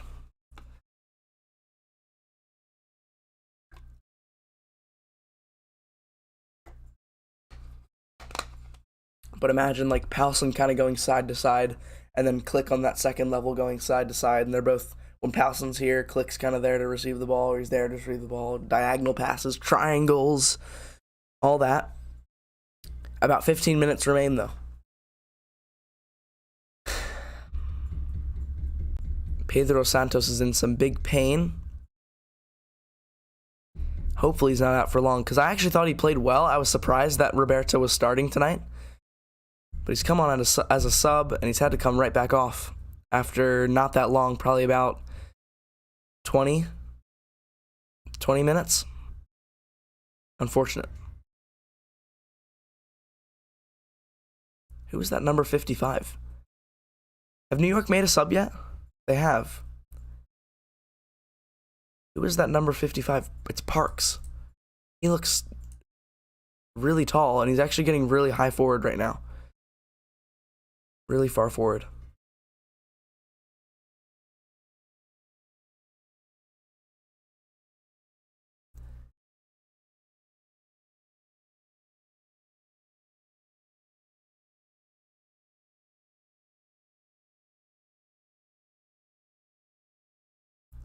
So now Cudi Pietro is looking like that second striker now.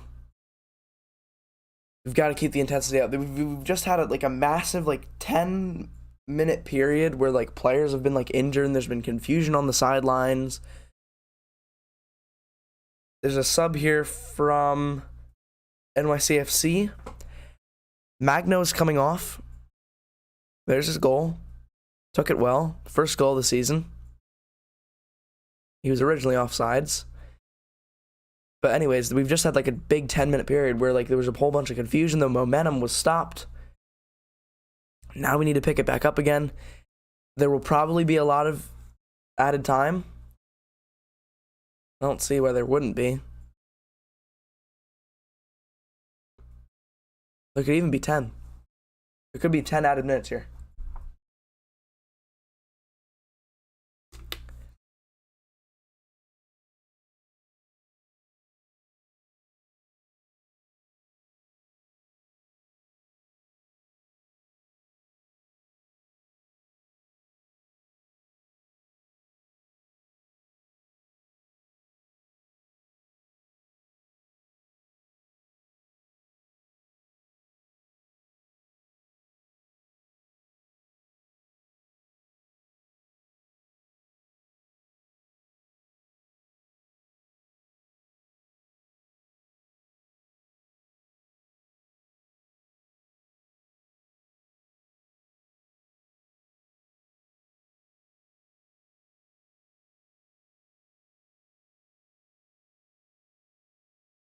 Long ball up to Benteke, who drops it for Powson, who loses it.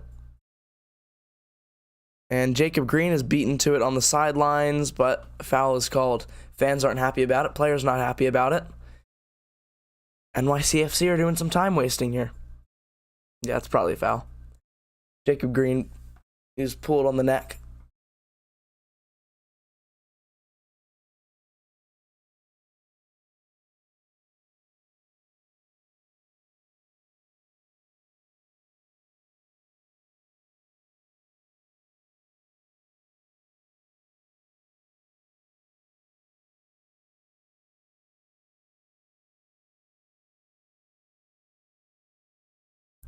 I did want to see some more pressing in the second half.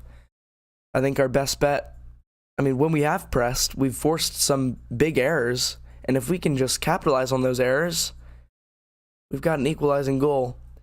In the MLS, there tends to be one last twist in the tail. I'm going to go to the edge of my seat here for these last 10 minutes plus added time.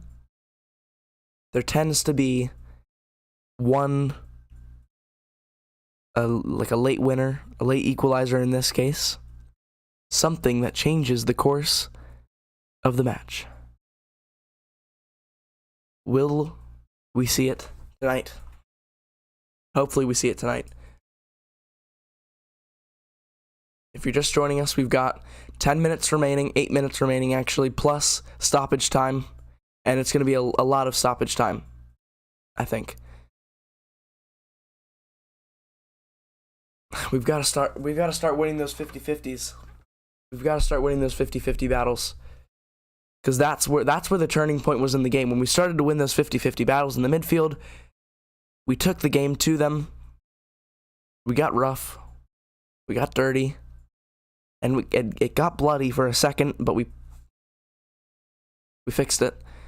And now we're a little more timid. Hopefully, we go back to how we were a second ago.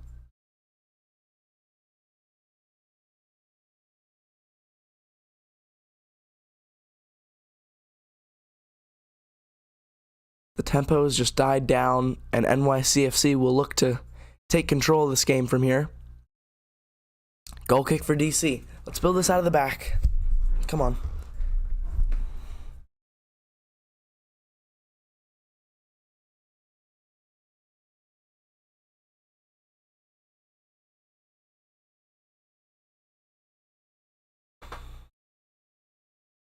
We have not lost. I'm going to say it again. We have not lost with me wearing this shirt. The white away shirt from last year. We have not lost when I wear it. Let's see the winner. I wore it when we came back against Toronto. And the game looked lost. We need to see something special here from Benteke, from KDP, Ted Kudipietro. In the Atlanta game, it is 4-1 for Atlanta. There's just a goal in the other game as well. Chicago's actually leading Cincinnati. Tyler Miller just had to come off his line and do a header. Durkin's in some trouble here. It's probably going to be a foul here. Yeah, it is a foul. It was a Rafael Chicos penalty. It was a penalty for Chicago.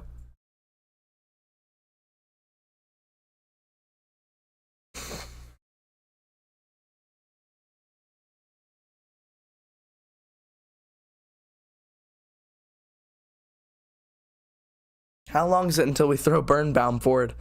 It looks like he's doing that now. Birnbaum's gonna play as another striker, I think, soon. He's dropping back to play as a center back right now. But let's get Powson more forward. Get some big guys. Cause some havoc. Cause chaos. That's our best bet. Cause chaos. Chance for New York here. Cutting inside.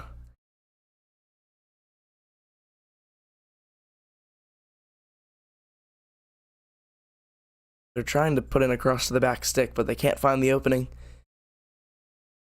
Jacob Green goes back to Tyler Miller. Goes long. Back to New York City.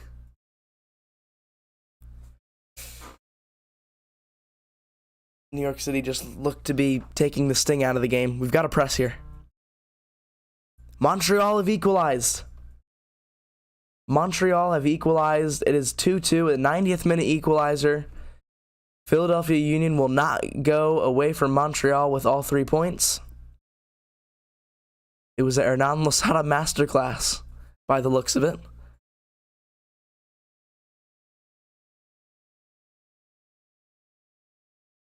So Philadelphia Union, not off to a great start this year. A little bit of a bumpy start. They've got one loss. The loss... Dude, I can't remember who it was. Who did they lose to?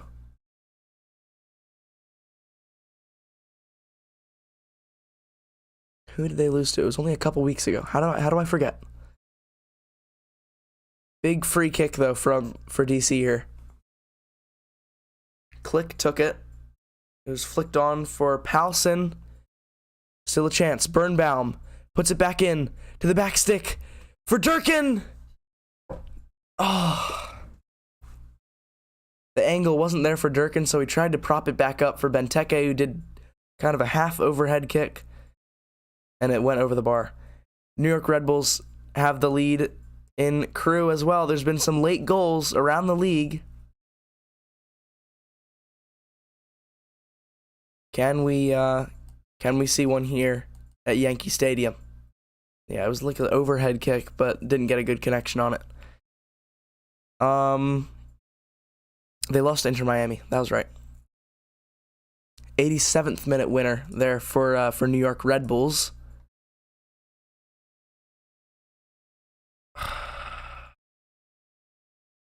Another chance for New York. Yeah. 3-1. And that kills the game off.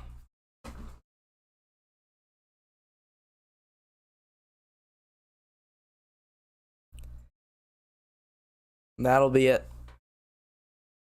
And that's what happens sometimes when you go all out offensive. A hole is open. I mean, all the midfielders are so high up the pitch there. Durkin just couldn't win it back. It's not great positioning from Birnbaum, but I mean, what else can he do?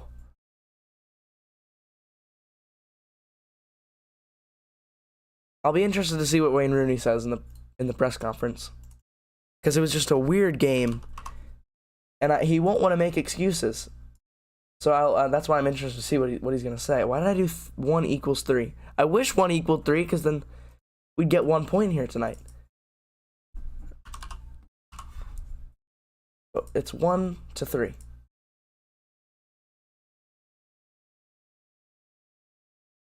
And that's gonna be it. And we're gonna have to sit through some stoppage time, some pointless stoppage time.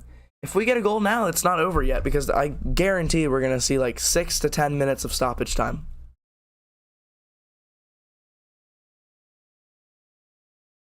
You can see some NYCFC supporters making their way to the exits.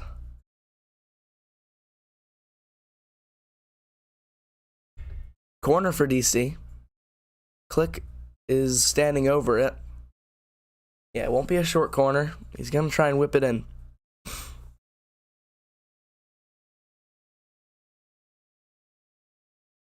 It's a goal! We've gotten the goal! As the players try and get the ball out of the net, Birnbaum has just scored. Here we go again. We're not out of it yet. We're not out of it yet. No, it's not. It's not 2-3. There we go. It was horrible marking, to be honest. Like a good handful of our players were free in the box. Williams, Birnbaum, I mean, it's a great header from 2 good headers we've seen, and that one might be even better than Benteke's. It was a really powerful header from Birnbaum. Wayne Rooney giving some instructions to Birnbaum. Will we see Birnbaum be another striker? The players are getting some water. There must be a player down or something. 9 added minutes. 9 added minutes. Here we go. You can feel it. You can feel it. 9 added minutes. And we've got all the momentum in the world going for us right now.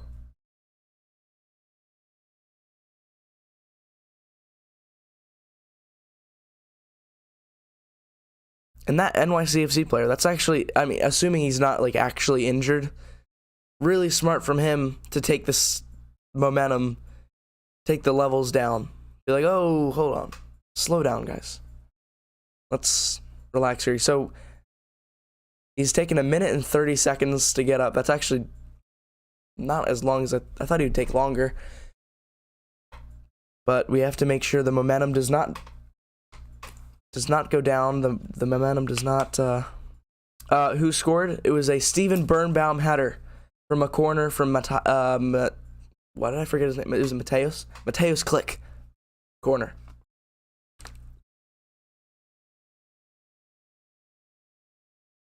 Steven Birnbaum with the header. But we've got 9 added minutes. Hopefully these 2 minutes that have just been wasted are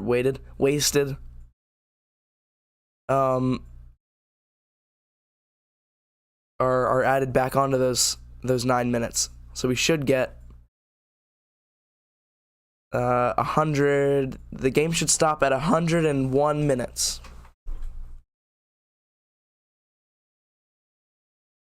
And we're just gonna see a whole bunch of long balls. And hopefully Benteke gets on the end of one of them, flicks it on for Cudi Pietro to run in behind. And it's 3-3. It's not going to be a win. We will still have never won at Yankee Stadium. But we could get a point. And if we came out of here with a point, knowing the tough game that this has been, oh my goodness, Montreal have a winner. Montreal have just won the game. Yeah.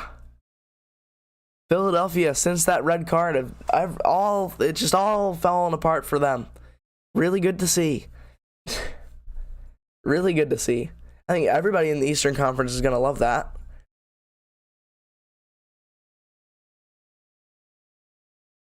It was Romel Kyoto. Benteke is not happy. I didn't see what was happening. I was trying to check the Philadelphia game, but it was a 97th minute winner. Yeah, Benteke is about to get into a fight. Usually Benteke is able to control his emotions. He never touched him, and then Rodriguez is always, he's got his hands all over. He was the one that pushed Click though. I thought he's already on a yellow card.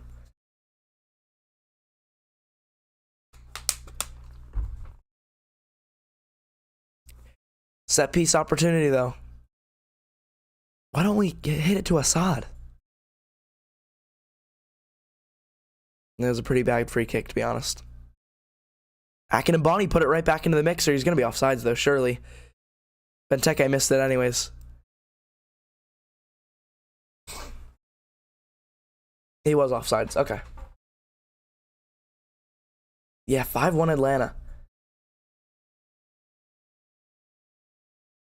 Atlanta do look really good. That Greek guy, what's his name? I'm gonna see right now. That Greek striker that they have, I think he's a striker. Yeah, Giakoumakis.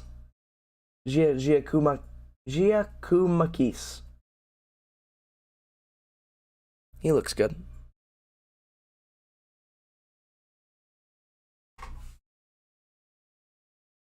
Chance going forward for DC. Yamil Assad gets it to Durkin. Goes to the back stick. Assad's gonna put it back in. Chance just over the bar. Goal kick. Offsides, actually. Almada got a brace. That's their guy. Almada. Yeah, Benteke was offsides there.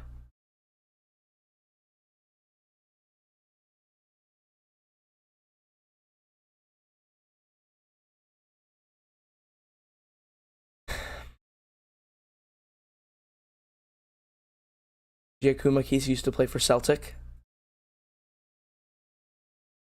He looks like a quality player.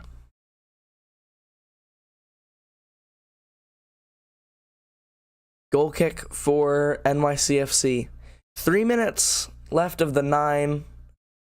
But I think we're going to see more minutes added onto it. I think we're going to reach the hundreds and some more. Corner. They're going to try and hold it in the corner probably. Corner for NYCFC. They'll take all the time they need to take it.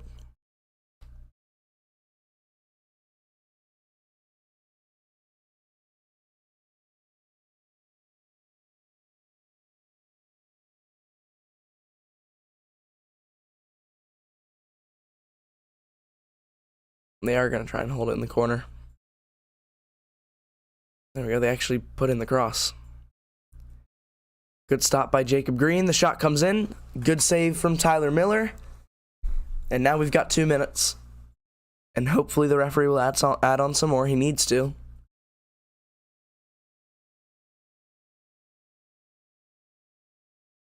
It's a good save. It passed through under 2 of our defenders. It was hard for him to see, but it was a good hold. Good save from Tyler Miller.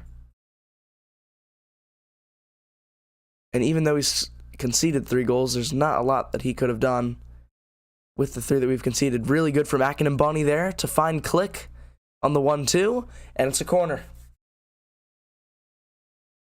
It's a corner for DC in the now it's the 99th minute of this game. Click's asking for a little bit more space. One last chance. Birnbaum! Oh!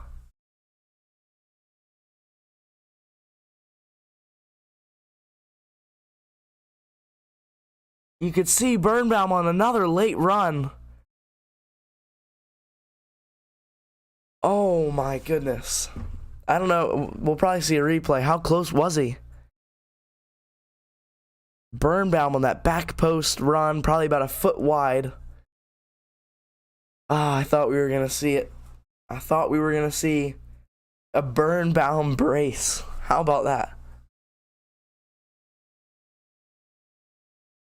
We could still see it. We've reached the 99th minute. Hopefully the referee will add on some more time. Clicks just pumped it forward for Benteke. The referee's called full time.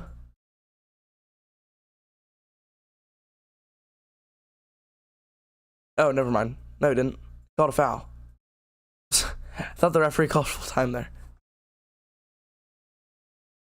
The game's not over yet. False alarm.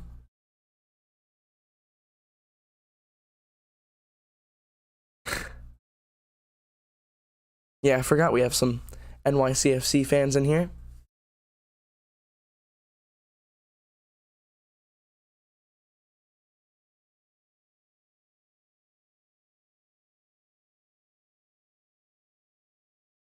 Jacob Green on the throw-in.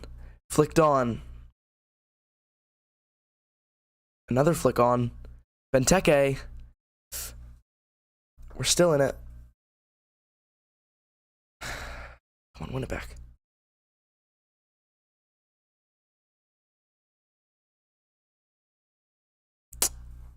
Throw in for New York. We've probably got about 90 seconds left that the referee's going to add on. He's not going to add on too much.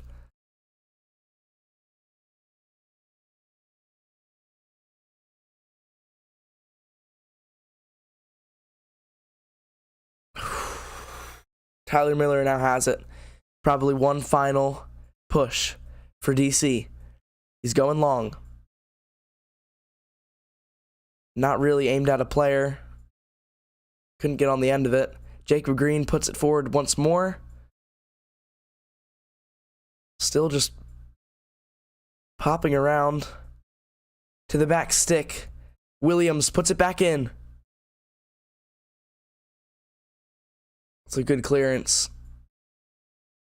They've called a foul. No, never mind. That's full time. That'll be it, I think. Did he call full time or no? That's the second time. Second time I thought he's called full time. It's because I'm not listening to it.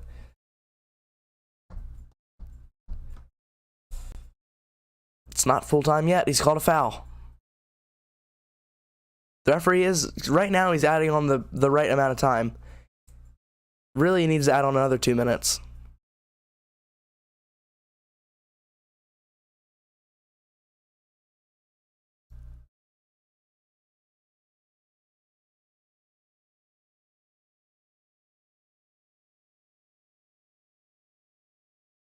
Yep, they have called it full time.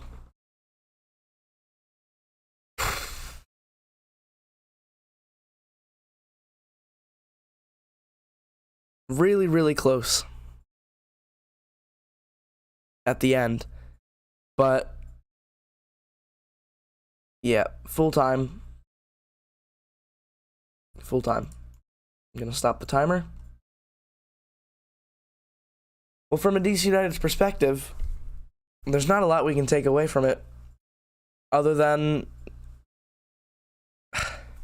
NYCFC probably deserved that. They deserved the 3 points. In the first half, we dug ourselves in too deep of a hole, and we couldn't get out of it. Simple as that. Our reaction was too late. So we've never won at Yankee Stadium before. I was not expecting a win, and we know New York City FC are good. They're kind of picking up form now. They're trying to get the ball rolling. Yeah, good game. Thanks for watching the stream, by the way. Thanks for subscribing. Yeah, DC are looking promising. I had New York City predicted in the top 5 for the Eastern Conference. I think they'll finish in a playoff spot comfortably. I think they're having a little bit of a rocky start, but I think they'll find their feet. They tend to do that. So yeah, I mean, unfortunate. I wasn't expecting much from this game, but it got close to the end there, gave us a little bit of hope. But in the end, losing 3-0, same as losing 3-2 on the table. I don't know if I can check a live table if we're still in a playoff spot. The longer we're in a playoff spot, the longer I'm happy. Nope, we've gone out of a playoff spot, 1 point off of it. Still only 4 games into the season, but you still just want to stay in there. I mean, Atlanta United look really good. They won 5-1 tonight. Luckily, Philadelphia Union dropped points, dropped all 3 of them to Montreal. And then, we've dropped all 3 points here. Tonight doesn't feel like 3 points dropped, though. Just kind of feels like they deserved it. Not a lot that we could have done. Yeah, you guys 4th on the live table. Well, yeah, 5th. I don't know, you could be 5th or 4th. You and Cincinnati are kind of tied on everything. But the Cincinnati game's kind of still going. 5th or 4th. But yeah, you're up there.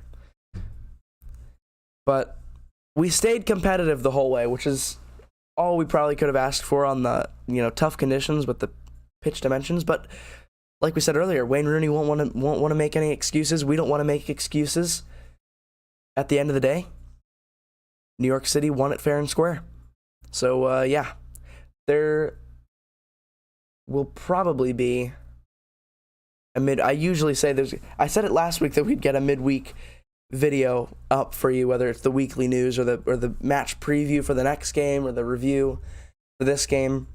If we do a review, we'll have some player ratings in there. We'll take a little deep dive at each individual performance. Don't want to individualize a performance like this, though. The team overall, we just kind of didn't really rise to the occasion in the first half. The reaction was too late. But St. Louis City, they look good. They might make history tonight. The first expansion team to win their first 4 games. But yeah, New York City won it fair and square. I will see you next time I see you, I guess. Could be in a midweek video. Or it could be the next live stream, which we are going up against New England? Yeah, New England. Back at Audi Field. That'll be good. Back at Audi Field.